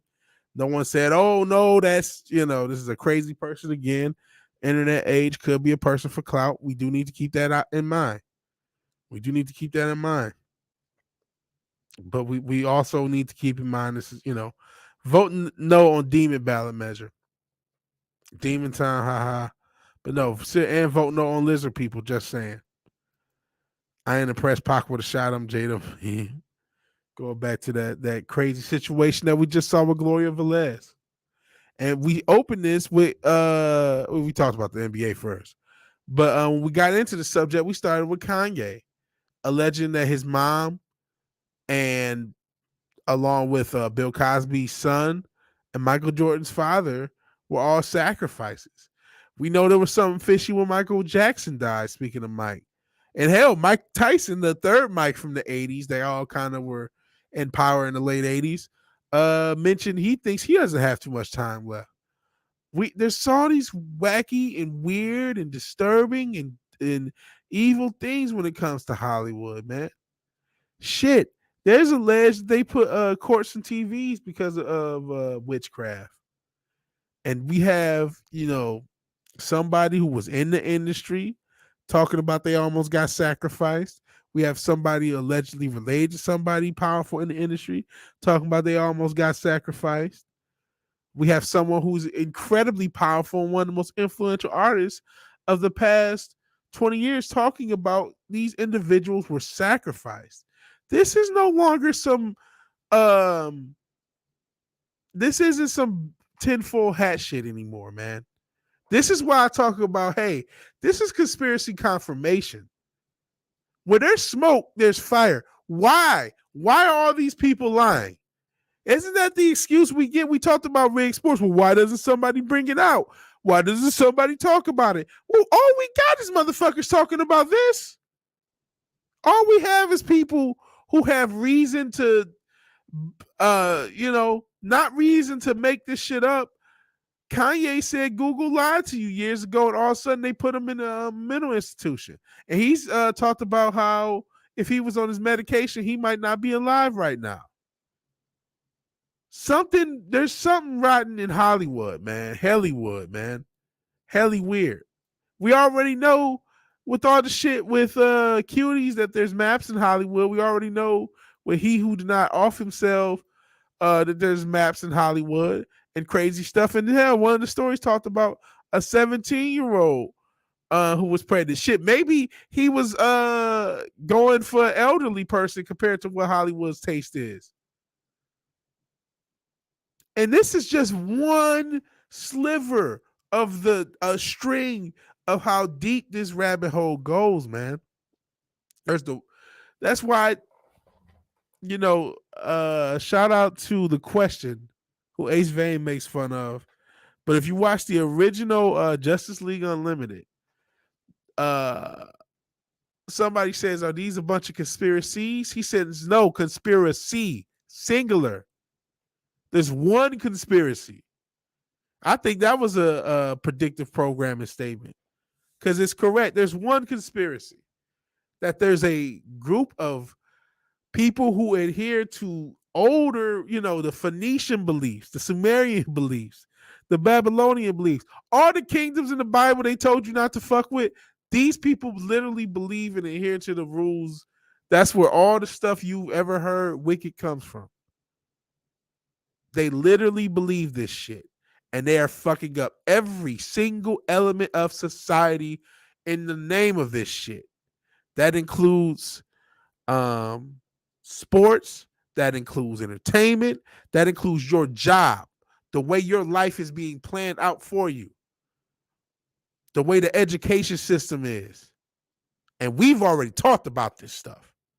This is not, again, some tinfoil hat shit. We can confirm about these public school situations where you have kids who don't even have a 0.1 GPA in the middle of their class in some of these city public schools. We can confirm these public schools have Rainbow Dildo Monkey reading LGBTQ sex positive children books to your kids. That's not a theory anymore. That's here, right now. And the whole time, every element of entertainment has been breaking you down in some level. We talked about Black Panther. The subtext isn't racial. The subtext of that is the same. The true subtext, what that movie's truly about, is the same thing as Star Wars, believe it or not. To get used to and to adhere to magic. This is all fantastic. This is all ridiculous until there's information to back it up. Until you're seeing pentagrams in every movie. You're seeing odd numbers. You're seeing all sorts of weird shit every fucking where. Even Matt, the often skeptic, can show me Terminator 2 where there's a Twin Tower reference. Oh shit, I should have said that. Like this shit could get any worse. But it's already said. I was talking about, no, fuck it. It's already said. 7-Eleven. This is real life. And yes, they will have an Alex Jones tell you some of the truth just to be controlled opposition, just to make it look bad. If they're going to go through all that, why not? Yes, they will get an orange man. And that's how we're getting into that topic. They will get an orange man whose family has linked to Nikola Tesla and the FBI, and well, I don't even know if they were the FBI back then, but the United States government and the intelligence agencies of the time, whose family has linked to that, who's been a billionaire, who's a friend of the Clintons that y'all so love to hate, he was a friend of them until he walked down that escalator, like Simpsons told you. And again, Simpsons also told you about 7-Eleven while we were at it. I don't know why. I don't know why this cartoon has this information. You know, just like I don't know why Family Guy was making Weinstein jokes before everyone knew what he was about. And apparently Hollywood already knew what he was about. I don't know why. Can you explain that? You verify that. Why are these things happening, man? Why else could these things be happening? That's why I'm bringing up the spiritual component. That's why people bring it up. Because, I mean, these people believe in some other shit. And by the way, yes, presidents are puppets. I know a lot of people are happy. Trump 2024. Oh, okay. Firstly, like I've been saying, in a world where the selection process is actually above board, which you guys are the ones who purported it's not more than anyone, but again, stop your conspiracies only when they're convenient. But even in a world like that, you know, the only reason it's getting down to the judges is because it's close, so to speak. And if you don't realize that there's a disconnect, that you're losing the culture war to yourself a little bit, or you're losing ground in the culture war to yourself, you don't have to. You can just get more clicks. I mean, that's fine. There's 80 million potential customers for you to grab, and you can get more of them, and you guys can create an echo chamber, and everyone outside of it will look at you strange because there's 200 million people who don't participate in political discourse who looks at all of you guys, be you hardcore righty or hardcore lefty, like nut jobs, kind of like how we must seem talking about the conspiratorial stuff. So to slide out of the conspiracy theory and to talk about some objective reasons why I don't think, if you do care about this politics shit, you know, we talk to sports, even though we know that's fake. We'll talk politics, even though we know it's fake. And then I'll get to your comments. I know I'm leaving you guys hanging, but I got a lot to talk about.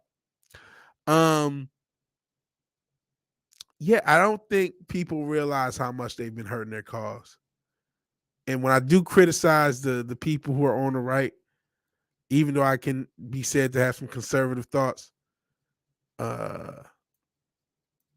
know, like I said, I'm kind of a libertarian or a libertarian. But it, as much as it is, as you know, to be critical, because there's a lot of critical and there's a lot of crazy shit, and there's a lot of shit that y'all just leave unblocked, so to speak.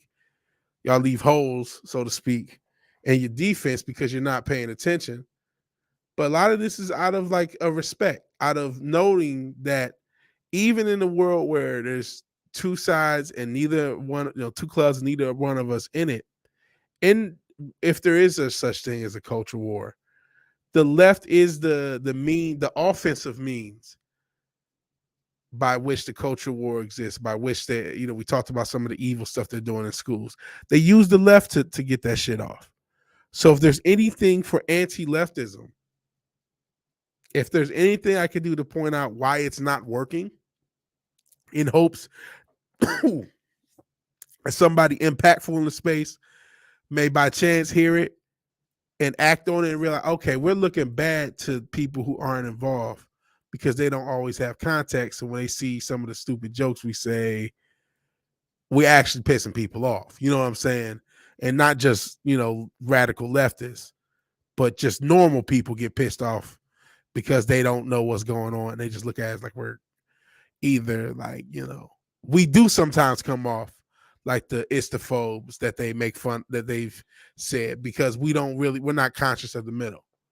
We do come off like crazies. Shit, even I, as somebody who's conspiratorial, I'm trying to refine what I do to make sure it's a little bit more palatable and at least more logical. I don't know if it's palatable, but at least it's more logical. Okay, let's see what you guys have been saying. Sentient Dildo says, to be fair, Jay Prince is a demon. That Sentient Dildo said that. Don't locally track me down. Kai also has free short stories on his website. Check out his free short stories. I would say her life was very much marked for vampires in the career and soul sense. Once they murked Pac and Big and saw the numbers, they just couldn't go back. Maybe, man. Because I mean, we are starting to have rappers just get pass on at such a high rate. It's just like I've never seen this before ever. I thought when wrestlers were dying, that's the only thing I can compare it to. In the 90s and 2000s, when wrestlers were dying like every week, that's the only thing I can compare it to. This is just crazy. Remember, it's a commercial industry, always needs new, cheaper meat to make profit off of. This is not wrong, Captain Slappy. Mega City 1 is a fucking meat grinder. We just turned the handle, Judge Lex. And I'm noted for not liking that movie as much. I will say this. It's actually better than Wakanda Forever, which is not saying much. But the overhype, man. Don't overhype anything. It's like a lot better than that. Like I can objectively say that. So somebody says, "Oh, you like this movie and not that." It's like, well, no. I recognize Tread is a million times objectively better. But sometimes you just like a red shirt. Like I just like this just cause. And actually, I mean, while I'm on the subject, I'm not doing a Wakanda Forever review. It's just because it's culture war content at this point, and it shouldn't be. It's just another shitty Marvel movie, man. There's nothing more, nothing less. All those Marvel movies are shitty. Fight me, bro. I'm willing to go life and death to prove to you that Marvel movies are really shitty. There's a few exceptions, but they're really just corporate schlock. It's corporate mid. It's not worth the trouble. I talked about making this channel in my own image. That's a decision. I'm not doing a review on the fucking Black Panther. Fuck it. I just don't care to make a culture war comment about some corporate mid. Either way. And no, I'm not even gonna read one of those things. No, I'm not gonna do that. Don't vote for me. And yeah, I keep saying allegedly. She busting off on the naughty folks. Are you talking about Michelle Lamey? That's the rumor. Hell, Moira Kitty Meow. Hopefully you're still here. I know I've been rambling for a little bit. Yeah, she does not. Michelle Lamey does not look like a human being. It looks like a demon. Yeah, Moira Kitty, Incinerate Hollywood. Evil place, man. False would say you got to volunteer for that devil's contract. Yeah, the Falsian bargain. Shout out to a producer of one of the songs I made, Jay Marvelous. He's talked about that stuff. Evil stuff. And people do evil things, man. People do evil things. People from the streets will say this shit most people won't say. We accept that we could die, but we're taking someone with us, and that happens. Yeah. Streets. Kanye mom first died. He said they killed her. That's what started this whole story. You missed a lot of stuff. We had a few other people talk about their people who were related to people in the industry or who had acquaintances in the industry talk about their alleged sacrifices. We had Gloria Velez, former video vixen and baby mother of Aaron Hall, R&B singer, talk about how when she was pregnant, she was almost sacrificed. And Tupac literally had to save her. We also talked about, and we showed her tell her story. We interrupted it a bunch. And we questioned it. We didn't just believe it at face value. We questioned it. But I mean, you'll be lying if there's not a part of you that believes some of her story. And then we had somebody's mother, QCP's mom, talk about she was almost sacrificed and she's alienated from her family, and that she thinks the devil, she says the devil goes for the dove. When she was talking about Takeoff, she thinks Takeoff was a sacrifice. So this is real life, man. This is real life. Got it nailed down. Good times, he knows. Tinfoil hat. It's tinfoil fronts now, way cooler. Yeah, maybe I should get tinfoil front. Since Kanye can produce his own stuff, he broke out his own. I don't see them being cool with it. They take no matter what. Yeah. Hey, shit, I just got my MPC. I'm trying to, I want to get a 2000. He has a 2000. They're still relatively affordable. I'm spending way too much money on gear, though. I need to start to use it. But shit, if you need another, because he be having co-producers. You need a co-producer. I'm down, bro. Towards the feds, man. Feds is everywhere. Yeah, we had to talk a little Orange Man. But this is why I do it. You're telling me, listen, if you believe none of the conspiracy stuff, that's fine. You could go away. But you know what the ironic thing about the Orange Man is? In order to be an Orange Man follower, you have to believe conspiracies, right? You have to believe Something happened in 2020 and something just happened the other week with the process in which we select things. That's what you have to believe, right? And you'll talk about, the 6 wasn't what it was. It was feds. It was this. It was that, right? I'm supposed to believe that, right? I got to believe all this culture war shit. A lot of that sounds suspect, right? But then when I say, hey, this guy again who was connected by families and shit, his family's connected. He's a billionaire. He was never an outsider. He was in movies and shit since like the 80s. And he was friends with the Clintons till he went down the escalator again, like the Simpsons said. I know I'm saying the same thing I said earlier, but I can't ask questions about him. Are you crazy? You want me to believe all that other shit, but then I ask one additional question and all of it shuts down. Man, you can kiss my ass. You can kiss my ass. I'm sorry. No wonder the leftists hate you motherfuckers, man. Trump, come on, yay, memes, which are magic. Are memes magic? That makes sense. Because they're all, again, part of their thing, they're always trying to trick us into messing with magic. That's why they got us using mirrors. Even that shit has a magic. That's supposed to be a portal. They always are trying to trick us into using magic. I'm not saying you don't use a mirror and wash your face and shit. I mean, obviously you need to, make sure you look presentable. But like they're always doing shit like that. So it wouldn't shock me if memes are magic. Simpsons may still be right about Trump. What was their whole prediction? I like the memes magic. Hey, I used to do meme of the day, how crazy memes are. I still could. So many funny memes out there. Simpsons might still be. Oh, I already said that. Oh, it posted twice. Oh, YouTube's double tapping comments. I like the stupid jokes. Simpsons, yeah. Nicely stated on perception magic. I expected nothing for rest for Vigilante Williamson. Like Corliss Williamson. Yeah, it's just another bland corporate product as far as Black Panther. It's not. That's what makes me upset about this whole thing, man. About this culture war stuff, where I'm starting to feel like it. Y'all are not fighting the right culture war. You think you are, but you have no idea. Sorry if I'm clipping. I should I have a compressor on this channel strip. I just don't use it because it doesn't sound that good. Yeah. 2020 elections were, were just like pro sports, we'll say. But the red wave is coming. The red wave. What is a magic spell? More than 2 hours of movie magic, friends. Yeah.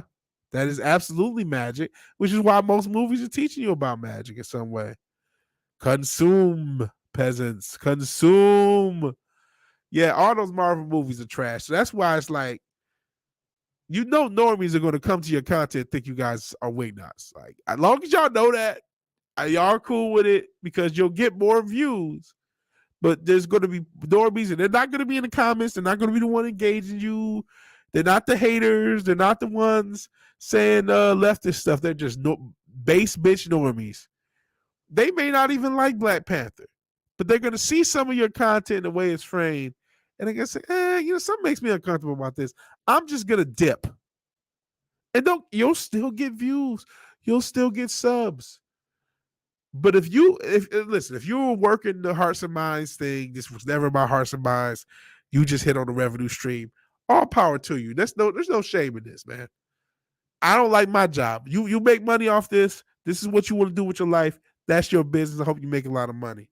But if hearts and minds are really important to you in the fandom, y'all got to understand optics and understand everybody who disagrees with you is not a radical leftist. And I'm pretty sure the radical leftist thinks everyone who disagrees with them is a Yahtzee.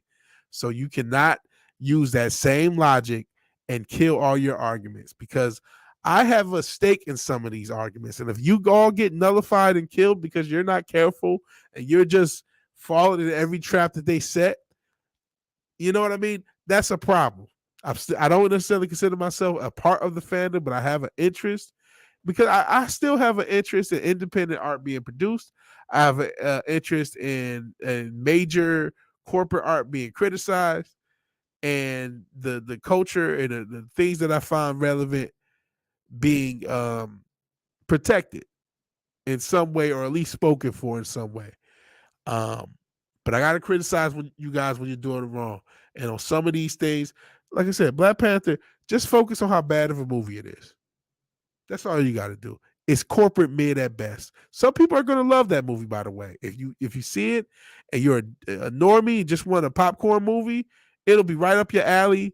You'll love it. If you're critical or you're tired of the corporate schlock, you won't. But if you keep bringing culture war everywhere they want you to bring it, like they got you with that damn that fish bitch, Little Mermaid, which by the way, is the worst story. Nothing did more damage to modern dating than the Little Mermaid. This bitch just throws away her life for dick. Basically, she throws away her family, everything she knows or love, her species, to get penetrated by a man. It taught a bunch of young girls to be mindless thoughts. It's the reason we had I think I even covered it. You had the story of a woman who threw away her 14-year-old marriage for a guy who didn't even care about her. I think they came out, they had a one-night stand. And she threw away her marriage for the guy just for some random dick. That's what Little Mermaid taught a bunch of people. So I'd rather they not use a black actress for that demonic movie. Plus this Marine Kingdom shit. So yeah, fuck the Little Mermaid as a thing. But you know how bad it looks with a bunch of grown-ass men who better not care about the Little Mermaid unless you mapping. The fuck you care about the Little Mermaid for? To be making a big deal over the race of the person in the Little Mermaid. If only you knew how bad you looked. It's one thing when you talk about the feminism in Star Wars and some of the obvious shit, but there's no way in hell you care about the Little Mermaid. And if you do, the FBI need to investigate. Unless you got kids and they enjoyed the Little Mermaid or some shit. Anyway, you sound bad. You got to know when to pick your battles. You getting nothing from picking the Little Mermaid. And I ain't telling nobody to like it or watch it, but out of all things, you looked terrible. Just like, and I spoke about it the one time, homegirl from, she was on the show. Why can't Chrissy Mayer?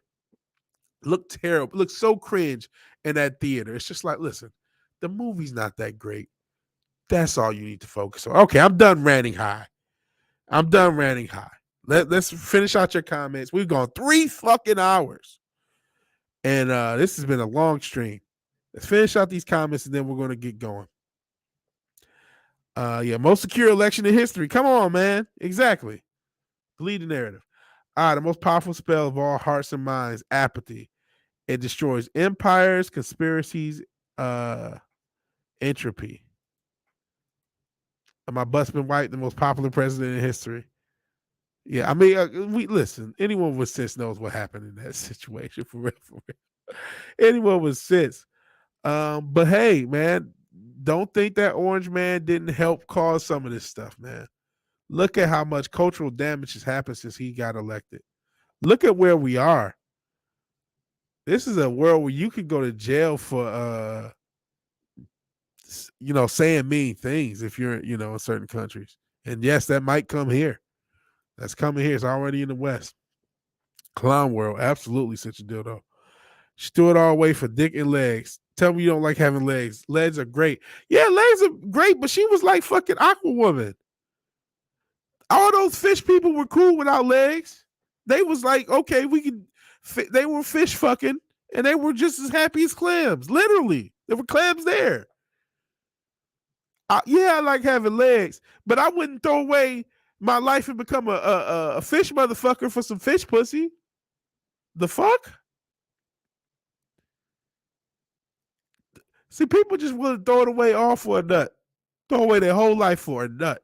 See, that's why humans are animals. That's our problem. That's why that's why man cannot direct his own step to be worried about these politicians. Even if they were legit, they'd fuck up. The novel Little Mermaid, it ends with the sea witch winning. Really? Shout out to the sea witch. I sip for legs. I guess everyone likes legs, right? Remember the part of the movie where Ursula turns them all those weird, the weird things. Oh, that's the real end? Okay. That's great. She wins. Did y'all hear the brand new original idea Trump is running on, the war on drugs? Is that what he's running on? Well, good luck. That's a little rant on the Little Mermaid. I can sign off. People were making a big deal, and that's just one of those. That was when I realized, okay, this culture war shit is gone too far. We are talking about the Little fucking Mermaid, brother. It's Cinderella. Did they do some shit? I think I was yelling about Cinderella because I was just brainwashed in the echo chamber. I can't lie. The knowledge of human psychology does not make you immune to it. It never does. We are all susceptible to the same bullshit that we criticize. We always got to keep that in mind. So yeah, I was just like, oh yeah, this is woke. This is bad. Let me yell about it. It's like, I don't give a fuck about Cinderella. I don't give a fuck about the Little Mermaid. I'm not going to act like I give a fuck. Why should I give a fuck? These are terrible stories anyway. Keep the acting. Don't put us in this. Don't involve us. We ain't got nothing to do with this shit. Shit, that's the only reason I say you shouldn't change the race of the actor or actresses. Don't involve us in all y'all crazy, wicked shit. Sheesh, leave us out of it. Leave us out of it. All right, guys. This has been real. 3 hours plus talking about sacrifices. We had a lot more fun than I expected on such a somber subject. As much as we crack jokes, I want you guys to know this world has a lot of crazy shit going on. This world is rigged. It ain't just sports. This whole world is rigged. But that doesn't mean it's the end. It doesn't mean give up. If anything, it means be more on point. You know the world's rigged. Okay, act like it. Be the best person you can be. Protect your family to the greatest extent. You can't tell them if you want. Some of them are not going to believe it, but even to what you can, protect them to the greatest extent that you can. Be the best person you can be and try to overcome this wickedness. Now that you know about it, in any cultural participation, you do act like it. You know what I'm saying? You know what I'm saying? Is my voice goes dry. Like I said, 3 hours. So, after all of that, and I need to get an official outro, but if you like the video, please like the video. If you're so obliged, please share and subscribe. But even if you do none of these things, thank you for watching. Thank you for your time. Good night and God bless. I'll talk to you guys later. Peace. Some motherfuckers are always trying to ice skate uphill.